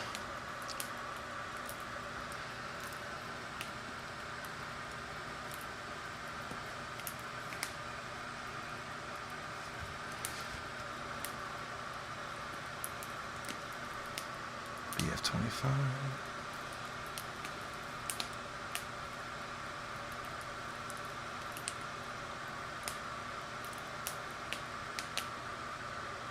Okay.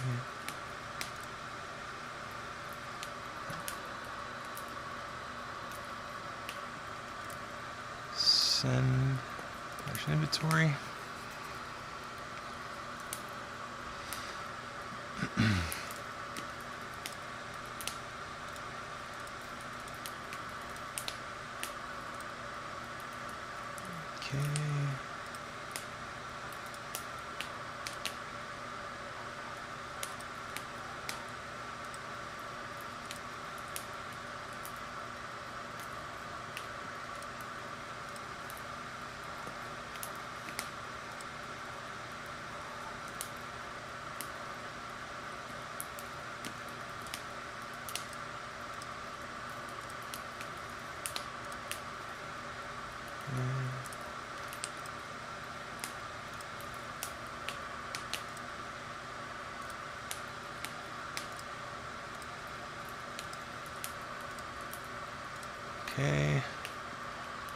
Okay, units of this.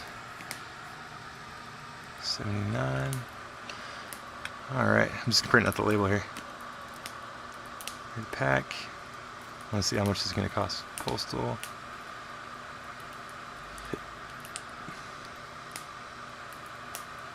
$62.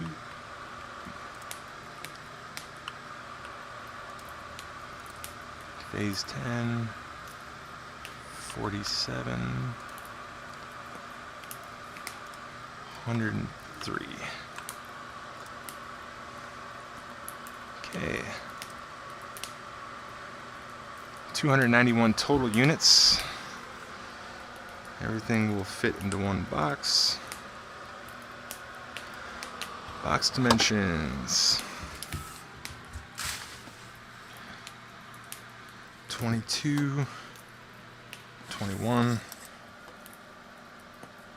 13, 22 by 21 by 13, weight 20 pounds, bam.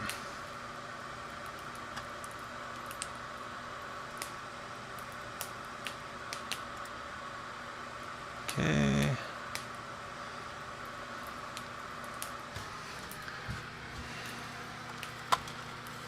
Load up our other labels here.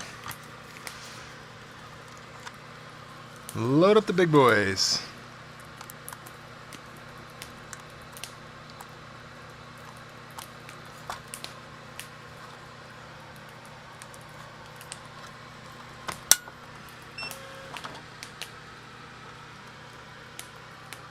Okay. Shipping today.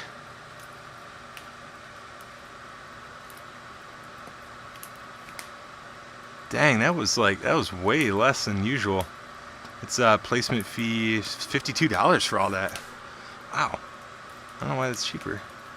So $70 for the whole thing. It does seem somewhat cheaper to me for some reason.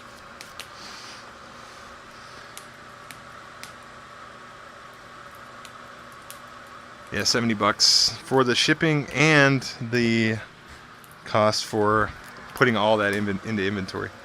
It's not bad. I don't think it's bad.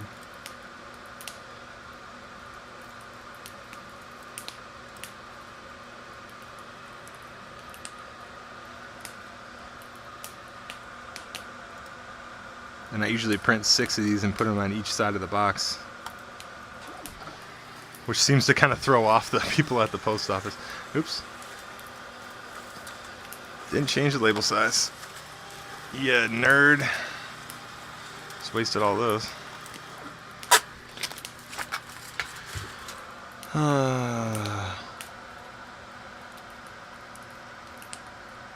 4x6. There we go.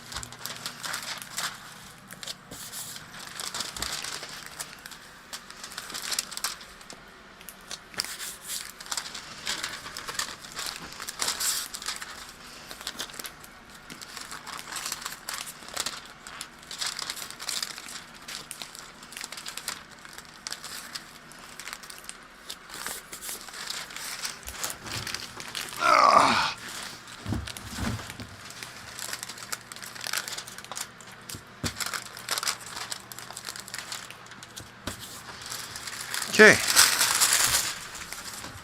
that's it. She's loaded up. She's ready to go. A box and label on each side. Going to Middletown, Pennsylvania. Sounds like a plan. All right, guys. I'm going to leave you with the blessing the Lord gave the Israelites. Aaron gave the Israelites. The Lord bless you and keep you. And may he make his face shine on you and be gracious to you. May he look upon you with his great favor and give you his great peace. In Jesus' name, amen.